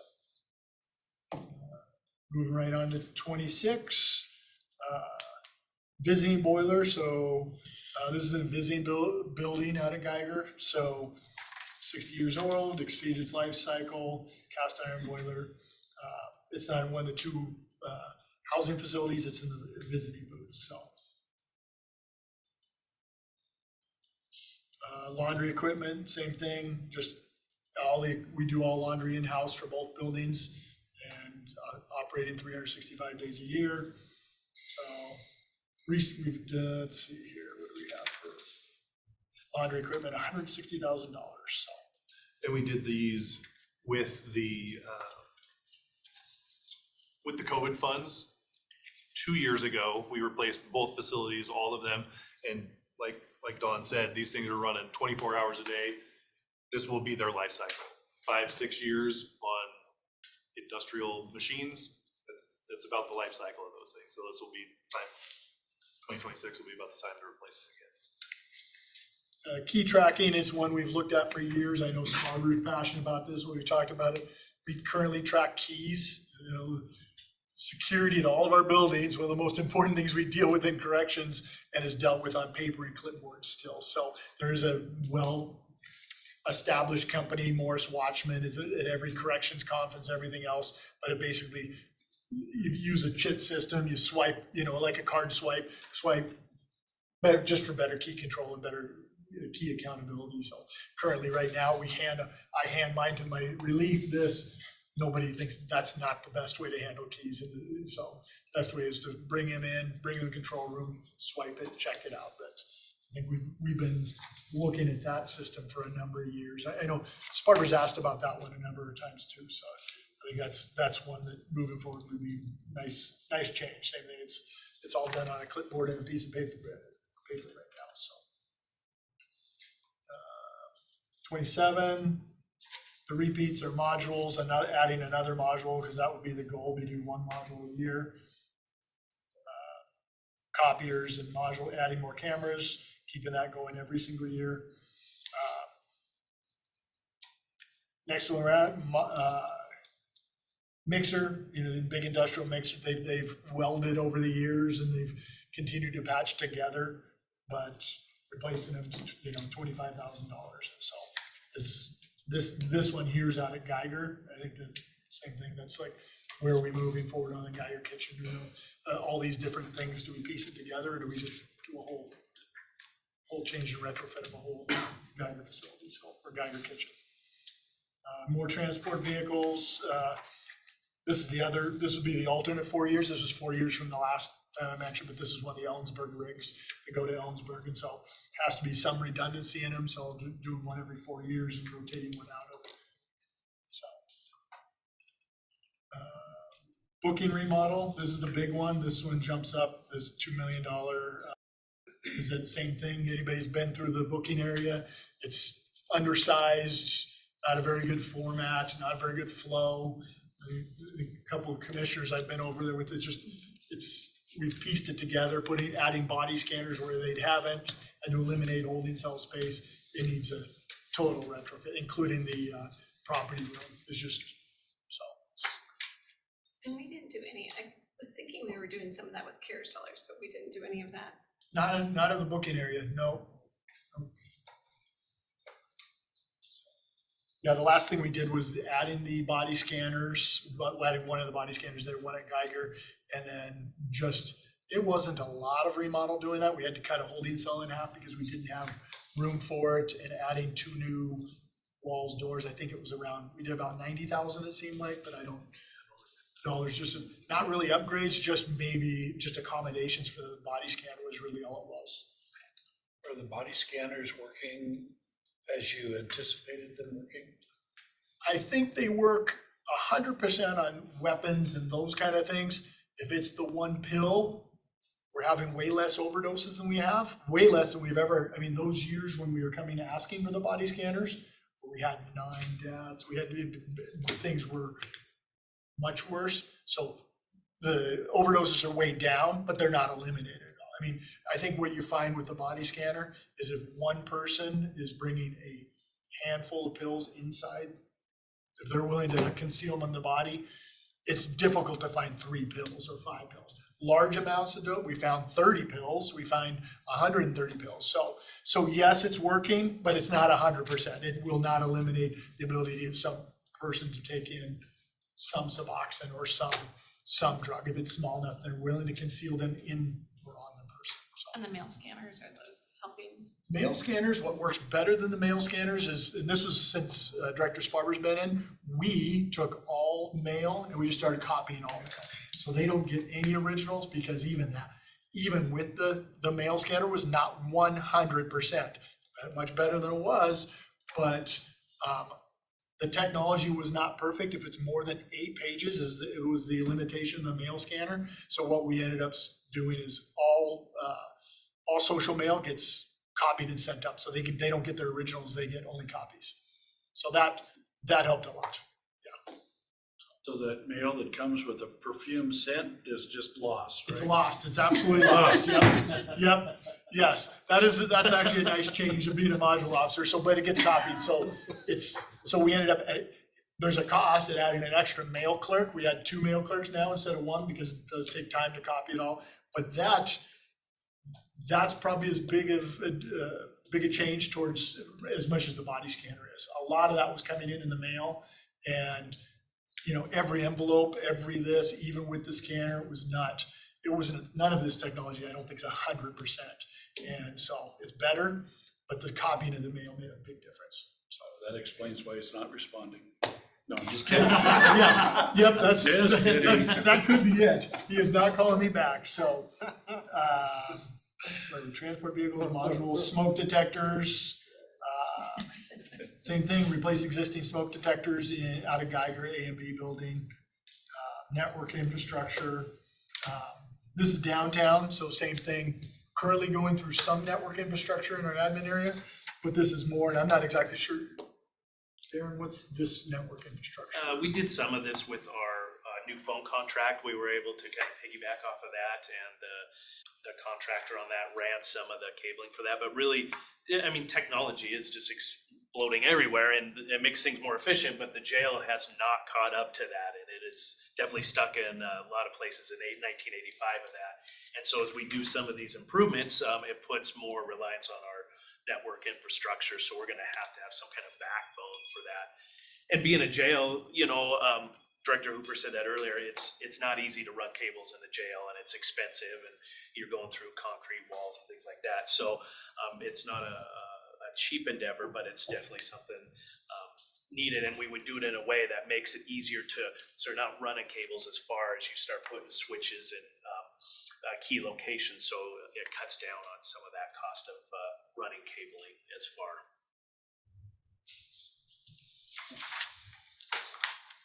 And 2028, so same thing. The additions, property carousel, I think we did a repair of and it was around 120,000 a few years ago.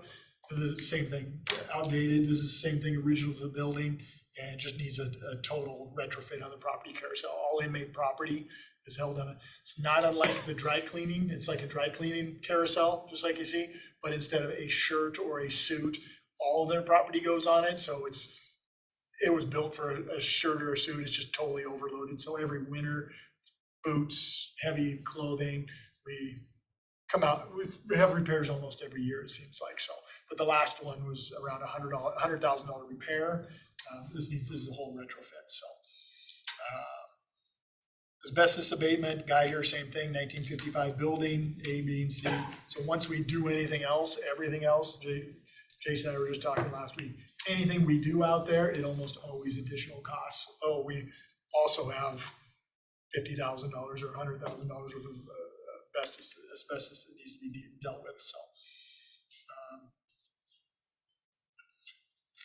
furnace out of D building, same thing, replacing existing heating and cooling. This, a lot of this, about half of it, Geiger remodel, and then work crew, another work crew truck in that 4-year cycle. So I think that is all we have. Like, so the whole thing is kind of all around keeping up our existing and ailing facilities and where we're going. So all you need is about 13 million. I think if let's take 2 or 3 this year, and so The problem is a lot of the times, by the time it gets to us, it's expensive when we have to do it overnight when something goes down, so.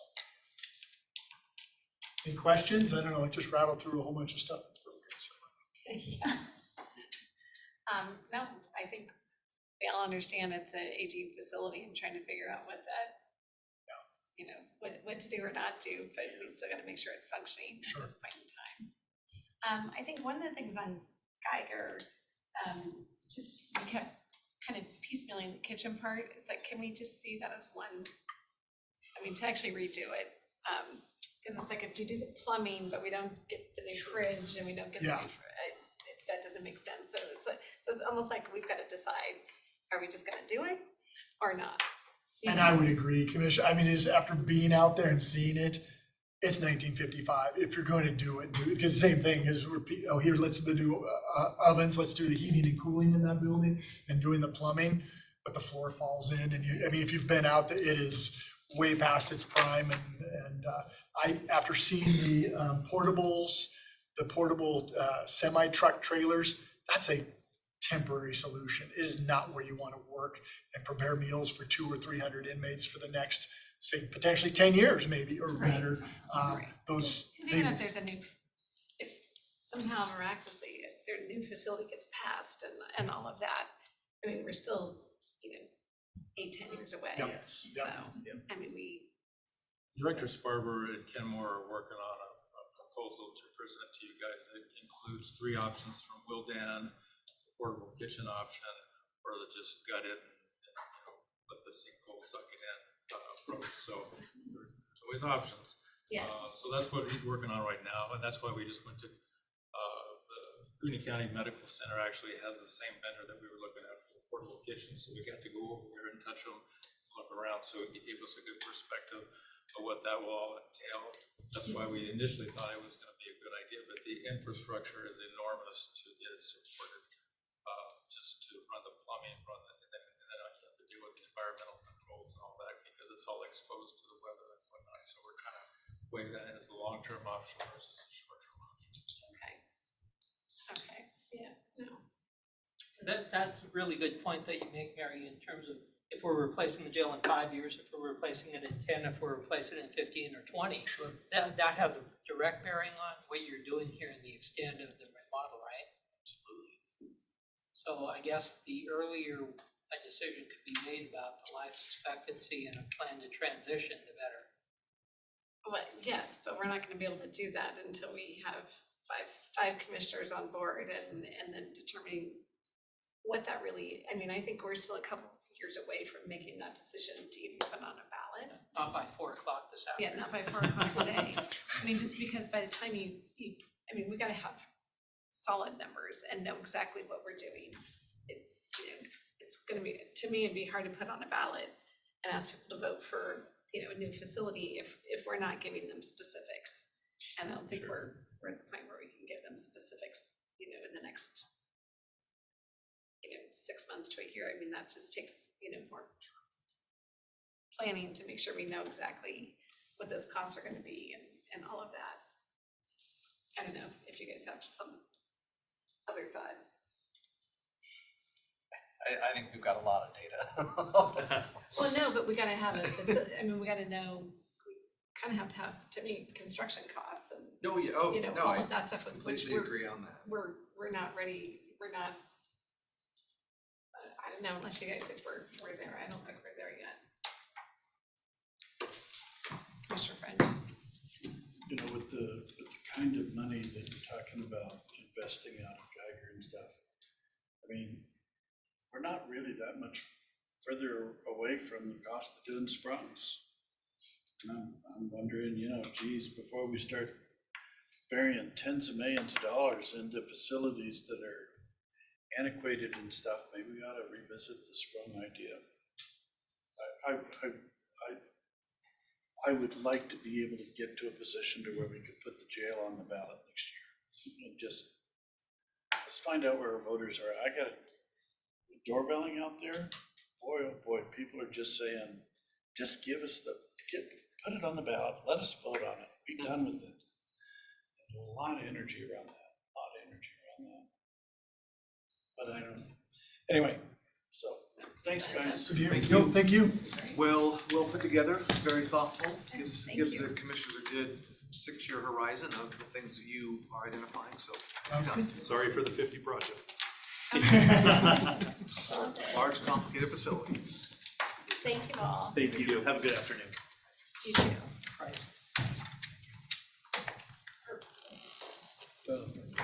Mike Sparber this morning said, you're not just voting on a jail, you're voting on a criminal justice system. And it's- I know, you're gonna- I think we just gotta be ready to say what exactly that is, not just theory. That's my worry, because if we're in theory, hard for me as a citizen to vote Yeah. for theory. Yep.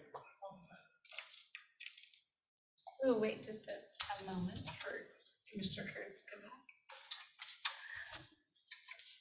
Although Matt, I'll say, maybe after this, can we talk for just a couple of minutes? Sure. Okay, that'd be great. Mr. Paul. That might be it. We got a great article above the fold, too. Yeah, some good press from the spokesman. what That was happened? nice. I know, and I didn't give them any of those quotes, but I liked them all. So maybe I'll just go without actually being interviewed in the future. And we That need Matt to talk to the press for Or us. not talk to the press. The article was great, liked it, I haven't even seen the paper, so what was the article? on the 6-year plan. Mostly covering the 23 project. I thought the article was fairly decent. Yeah, Did a I good did. job. I mean, And the only thing that was kind of left to be desired on that is that they're like, phase 2 of Big Little Village. Like, yeah, it is phase 2, but it's like, it's Yeah, the last the one, last you know? one. Like, it's actually gonna Yeah. finish the thing. Yeah, There's always a problem with the numbering of that. fine. I've been taken way further out of context than that, so that's fine.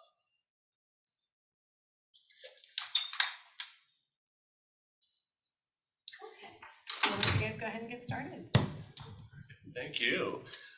So we obviously have already briefed you all on the utilities 6-year plan and the transportation 6-year plan, but our facilities is kind of belongs with the countywide 6-year up here. So we want to make sure you had optics and knew what was going on. It was pretty firm and somewhat squishy with regards to what we're hoping to accomplish here from our facility standpoint. So we have been working through shop replacements in the districts. See, most of them have been renovated or rebuilt. We're now down south, starting with the Rockford shop replacement, which is not to the same scale of the other ones we've done before. I don't know, what would you describe it as? Yeah, I mean, it's a used up single wide and no facilities for equipment. So, you know, what we're proposing is fairly modest. It's a modular office it's a satellite. We only use it primarily in the wintertime. We'll also use it during the forthcoming Spangle remodel too, but modular office, we have one up in Denison Chatteroy that's bigger than the one we're proposing. But again, this is just a handful of employees that work there during winter operations. And then a warming shed, place to get a couple pieces of equipment out, do some changeover work when we need to, and repairs when we need to. So a pretty modest improvement at the Rockford site. And the Rockford site, that's where the House Rock are there. Yep, just at the very end of town, when you're heading Okay. south out of town. Just make sure I knew which one you're talking about. That's it, yep, kind of on the east side of the road. And we also have a crushing project that'll be going in there too in the next year or so. And then I just, side note, working with the town, because I know that they were hoping to, maybe purchase some of the extra rock crushing. Yeah, and we usually can accommodate Work with those them. requests. It's not usually a problem at all. Their requests are usually pretty small. Happy to try and help them out. But for them, they're necessary, so. Well, and it's It's a big right deal. there, right? I mean, Yeah.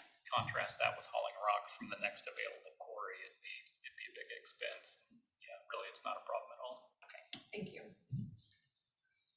And so the Rockford shop also sets us up for a little bit of disruption in 2024 when the Spangle shop gets a big renovation. So then that'll be the last of the major renovations for the district shops. But a few additional sheds coming through the districts as well, small material storage for the most part. The larger project in our facilities plan is the Public Works Operations Building, which would be the Wilbur Vault site, and consolidating several of our operational groups, bridge, construction inspection, construction management, materials testing, signals, signs, some equipment storage. So are you proposing to do the ops building on the Wilbur property because you own it or because it's the best site? Yes. And because I would say a third component to that is too because of the contamination on that site. We're best suited to deal with that. So I'm aware that STA would love to buy that property. Contamination and all. And I have told them, hey, you got a problem? They said, hey, we built our shop over there for the Central City line with the same kind of contamination and we know how to handle that. And I'm going, well, I'll talk to our folks and stuff.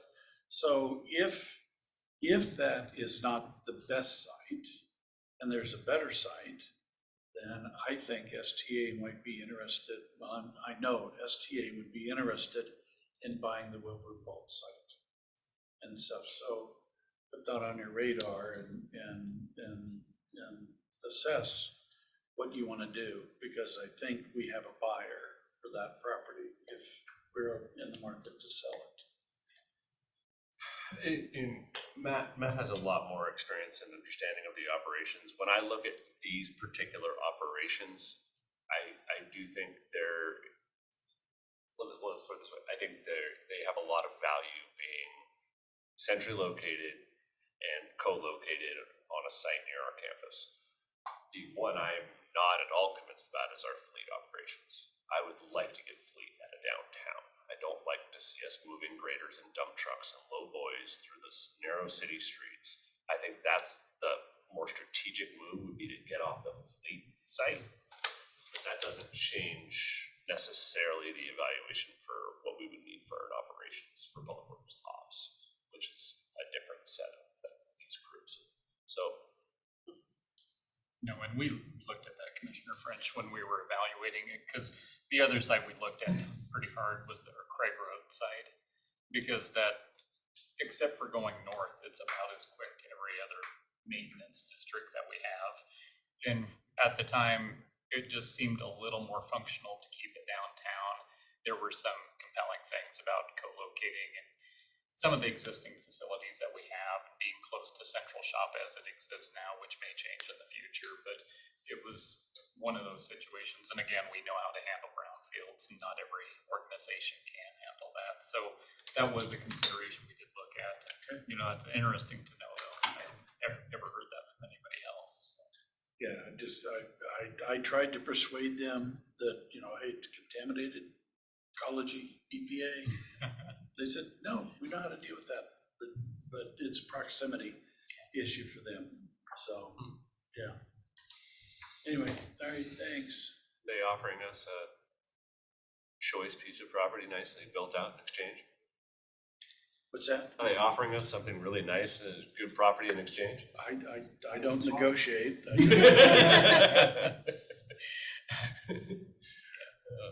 So at least as we're currently progressing forward, we would be putting several different teams with kind of similar needs, I'd say, is from a standpoint of crew space, shop space, some minor vehicle storage, not major, I would say, but a lot of vehicle loading in and out, but small vehicle, for the most part, other than the Vector truck. It's not a tremendous amount of large vehicles. You're talking about standard garage bays, maybe some oversized stuff, a lot of forklifts and cranes moving paint around, moving bridge materials around the sign shop, having an enclosed paint shop, materials, lab materials testing, you're putting cylinders through there and rock through there. It's a lot of handwork, but it works pretty, there's a lot of synergy between the types of uses, I would say. And we can certainly, one of the other advantages that I'm liking too is getting all of these getting all these teams co-located onto a single site, we would actually then be able to free up our entire footprint on the campus where the mental health stabilization or crisis stabilization center is. And so it would also create some opportunities as well. Next slide, Rob. So here's just some imagery of what we're dealing with. That's Spangle on the left, our lovely facility down at Rockford, right on the bottom right. You know, we got our full benefit out of that facility. Next one. And then here is just some of the operational departments there where we have our construction administration or construction management team. Materials lab there in the bottom. Yeah, and then sign and signal on the top right. Yeah. So this is not we're not currently iterating too fast with the design of the site. This is just a potential option here. I actually think we're looking at rotating that building 90 degrees. We're only talking about the building on the right there, and putting that on the frontage with more of the shop and vehicular access from the rear, keeping as much of that footprint available for both parking, loading, material storage, outdoor vehicle storage, and cleaning up that site for I don't want to say clean up when we're talking about a brownfield here, because we're only going to clean what we have to, but it's somewhere in the neighborhood of a 30,000 square foot building is what the program analysis is showing.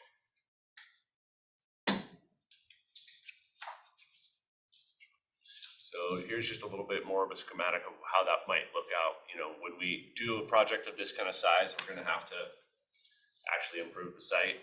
You know, we're going to have swales and parking and probably street frontage, although the frontage isn't bad. I'm hoping we can dodge that, but this is building a building in the city of Spokane. It's got to go to the design review board. It's got to,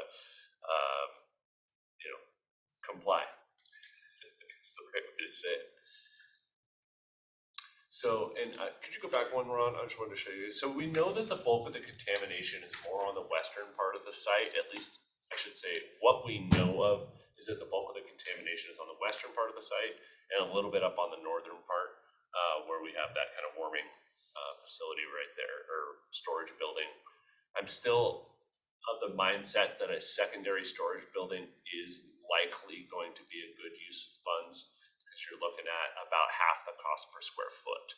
So if we can do some non-heated but just protected space that meets our needs, as opposed to building conditioned space, which probably running about $4.25 to $4.50 a square right now, it's still going to be bang for our buck, even though it is a second structure.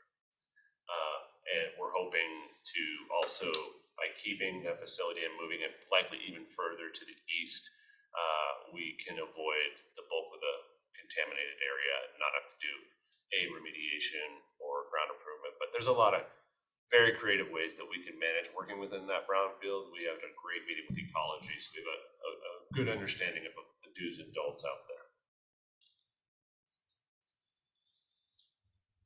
So this is, in my opinion, a really good candidate for us to pursue alternative delivery on.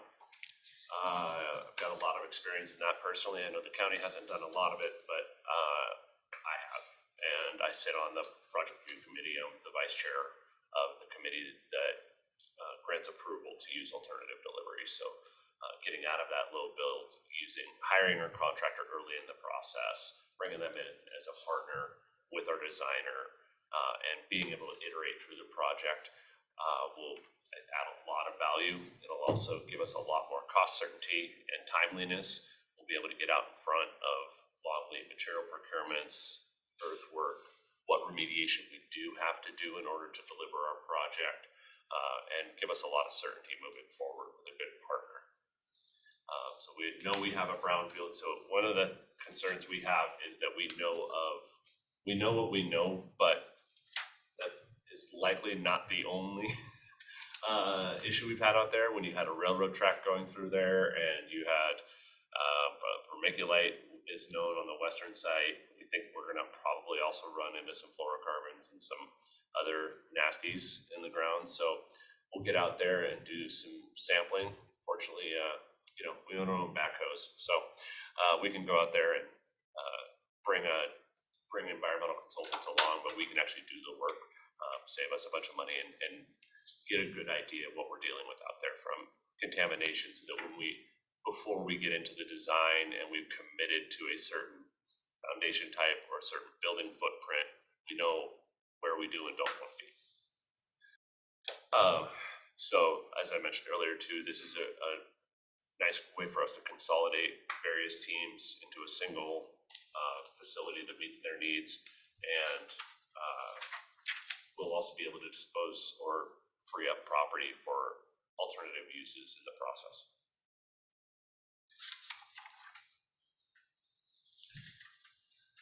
So this is just kind of a rough schedule and spend. We've done some, we do have an architect that we've procured. We have not put them under contract yet. They have done some work with us on programming and early site analysis and setting up a bit of a game plan. We would likely next move into some pre-design services, geotechnical, but more importantly, environmental evaluation, doing some soil sampling and such. Finalize and formalize our plan to seek approval for alternative delivery and move forward with that application to the project review committee, which would be in early 2023. We'd be cognizant of timing of construction with regards to the crews that typically operate out of this campus during the summer months in particular, and then look towards moving forward with buyout, getting a GMP, and hitting the ground running. Obviously, pending us making sure we can make all the numbers work.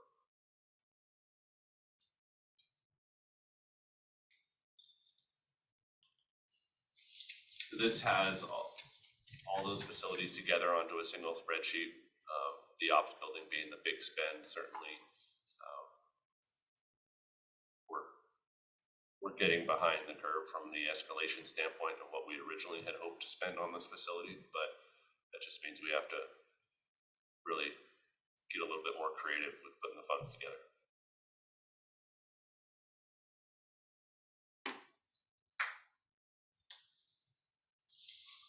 So the shops projects we talked about, the Spangle, Rockford, that is all secured through the 110. We have some, I didn't fill in that number. We do have a little bit of funding to date from the sale of some properties, both with the Crisis Stabilization Center and Craig Road for the small arms range. Yeah, the old corral money had been dedicated to this project too. We sold the old corral.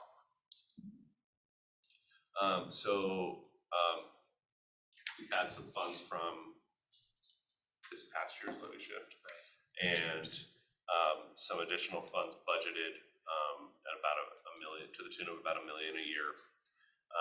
And so now we're looking at what's next. We know from a cleanup standpoint, we have some opportunities. There's potential for a brownfield grant as well as the VCP grant program, which is even easier. VCP is the voluntary cleanup program, which allows us to get a 50% match on our efforts to clean up the site for development, up to $300,000 from ecology if we spend $6 getting the site ready. And that can go to a lot of different things. That can actually even offset our testing, our geotechnical work, when we have both, if we have to do some disposal, I want to move as little contaminated material offsite as possible, because that's just throwing money away. But reestablishing the cap, things like that, we can get to some of those funds. We might be able to, I'm hopeful we can get some additional relocation dollars away when we are able to vacate our current facilities that we're occupying on the back end here. And then depending on what happens with 2023 as far as bank capacity, some of the other options that we can pursue to fill that gap.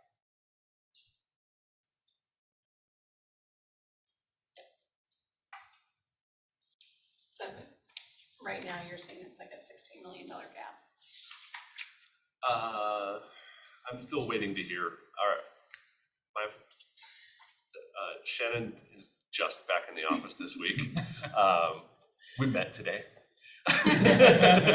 She's awesome. I love her so far, but I have not had very good, thorough conversations about where we are at. I have a feeling we will have more available due to, frankly, our inability to spend some of our dollars this year due to staffing. Being short-staffed, we are likely ran short of what we expected to spend in preservation and maintenance this year. I just don't know what that number is yet. So, but I wanted to get this in front of you so you saw what we're trying to do, and I think there's more to come with regards to the financial details, but there's a significant gap. That's what that exact number is. I can't tell you yet, but I do know that if we're going to be realistic about building a 30,000 square foot building with site development, it's a big project. It's about a $20 million project.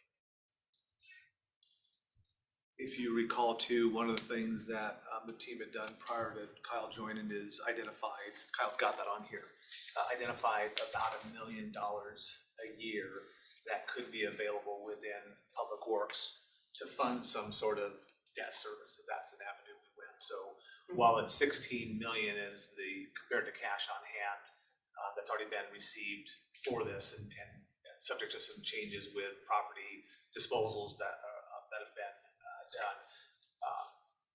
There is $1 million a year additional that's not contemplated with the 16 million. That would shrink that, just depending how we'd structure the financing of it. Yeah, we've gotten pretty used to that million, a little bit more a year in capital facilities costs from paying back all the other maintenance facilities we built. We just are wrapping up paying back those loans. So, that's pretty manageable on our end, that kind of level of debt. So whether it's conventional financing or skip loans or whatever it winds up being, that's pretty comfortable for us. Anytime we can get like a levy shift or something else to offset those, that just allows us to put more money back into the road system. So obviously that's a win for us, but that's kind of where we're comfortable annually. Any questions, Josh? I do not. Great, thank you. Do you have any other thoughts or concerns about this site being a county public works site? No, I think for me, it's since I've been commissioner, it's always been the talk of that's where this would go. Just because when I came on was when they were just starting to talk about the stabilization center. So that this was kind of always the spot. So I don't know that there's anywhere else to go. It's tough when you need that kind of real estate and be centrally located. And these are the crews that service the entire district, the entire county. So I feel pretty good about the site, even though I'm certainly new to this analysis. And I think a lot of lessons learned from when the city did its big central service center. That's one of the reasons I want to get our building out of the middle of the campus. While that was really nice for access and fleet, it cornered us, and now the city's hamstrung on that campus. You got two corners that aren't big enough for what we want to put on both corners, and so it's parking. And so I think by shoving the building up to the east, it's a nice street right there, so the access will be real nice, and then we will not be hemmed in on that campus for whatever might be next. And while I do talk about fleet in some ways, knowing pace that we're likely to get to it, we're probably talking 20 years before we really can meaningfully think about planning to get off that.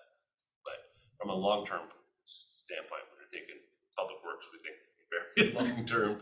I think this is a good move.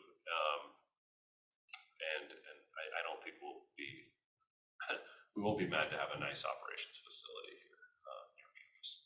Yeah, and one other thing worth mentioning is a lot of our management of these various crews will go out in the mornings, oftentimes every morning, coordinate with the crews before they head out for the day's work, and then their primary offices are over here at the Public Works building. So another reason it makes sense to keep them centrally located here near the county campus. Because that's true for sign, signal, construction inspection has 2 or 3 people that check in the morning, gather the paperwork, talk to people, get coordinated, and then come to the main office for the bulk of their day. So, and that we found that personal touch of being present is really, really important, for morale and just staying coordinated and staying on top of the work. So, another reason that it's probably pretty important to stay centrally located. How many acres off the top of your head is the Wilbur Mall? I'm gonna say 15, but that's totally spitballing. It's just hard to find that much congruent space in a centralized area to be able to meet your needs. If it wasn't this, then what? Yeah, I'm not aware of anything.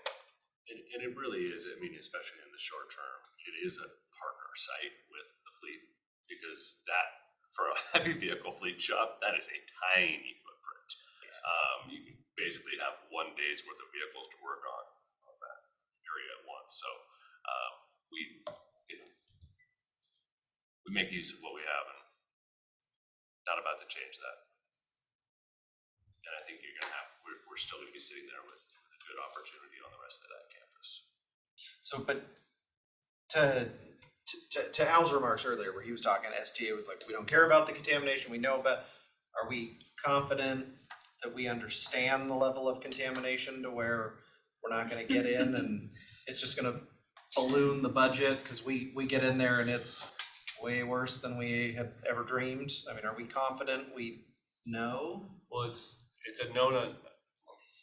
We can't say we know, Okay. because only basically half the site has been tested. Okay, and that's what I honestly, I don't know what because I know we've owned it for a long time. I don't know, prior to me getting here, had we done in-depth studies to samples to understand what I don't. And it's a I little honestly don't muddy know. because ecology started it, and then EPA got involved, and then now we're sitting here with the reports and a covenant on about 60% of the campus.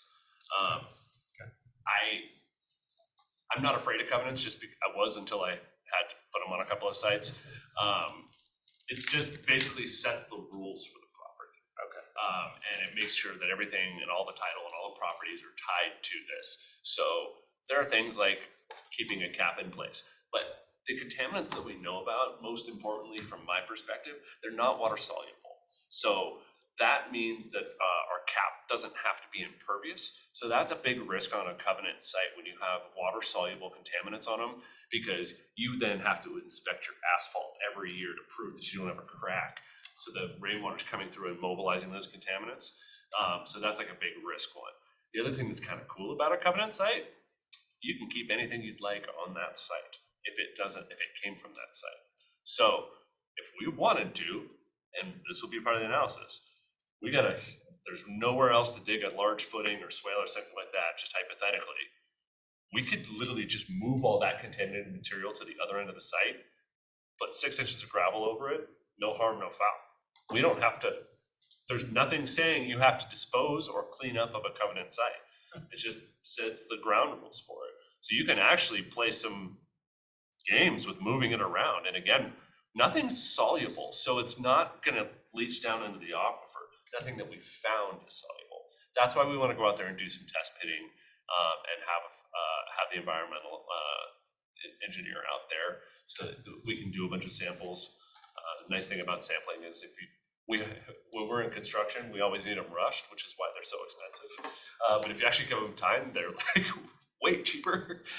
So we'll be looking for, black and looking for some other potential, whatever the railroad left us. But I think we can manage it, and I loathe to haul contaminated material because you just pick it up from one place and move it to somewhere else, and there's contamination everywhere, so it's just a waste of funds. So we have a few fallback options. We can also address that with our design location, but the reality is we're gonna come across it. Even if you stick a building over on one side of the campus, when you actually build it out and you gotta have swales and irrigation and adequate lighting around a site, all those trenches, you're gonna find it. So we wanna know what we're dealing with, how we're gonna manage and take care of it. But I'm not worried about it, and that solubility is a big one to me. I've had to bring in caps over sites or impervious layers over sites, and they just make everything harder. Okay? But like to your point, it's our first order of business to get our arms around that and have a good understanding of it so that things don't get carried away. Frankly, if it turns into a giant disaster, we're so early in the process, we'll have opportunity to regroup. We could totally walk away if it really turned into. The only thing that would, if it's to the point too, where we also can't get good bearing on top of contamination, that's when it's gonna get really sticky. I think that's very unlikely, but that's why we do it all first. And you don't just do 2 borings with a drill and hope you found it. Learn from my mistakes. Dig a bunch of holes.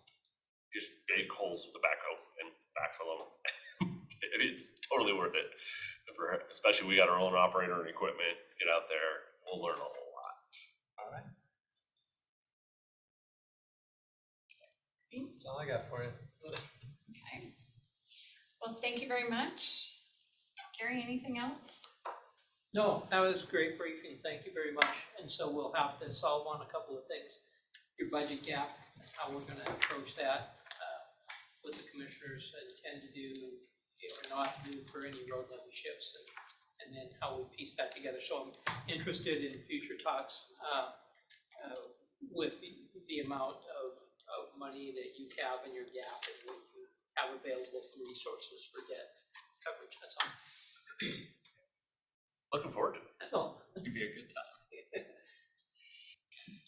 I'm also, I mean, personally, I'd love to see, and assuming we move forward and go to the PRC, I think there's some really good learning opportunities for a lot of staff to go through that process. There's plenty of applications for those in our future. So whether that is having staff that was trained up in this, so that whether it's a Vista Stadium or whether it is a jail at some point, there's a lot of benefits that will be good to get that learning curve going on a project like this.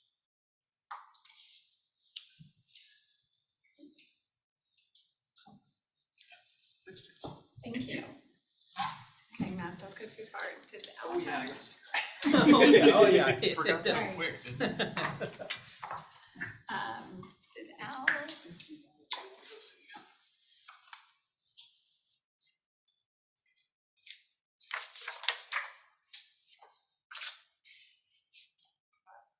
We may not have an executive session. Let's go back.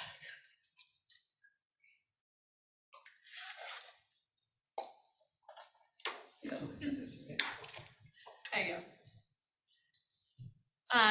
Well then, we may just, yeah. I think we may. Can we take like a 10-minute break? Bit of ease for 10 minutes or something? Can we do that? I'll take a 10-minute break just to see if they'll come back or not. So we'll come back at 4:30.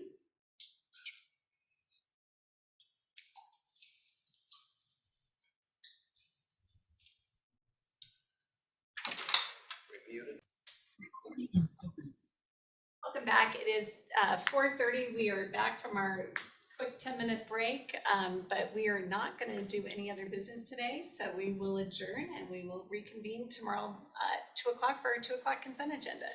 Thank you all very much.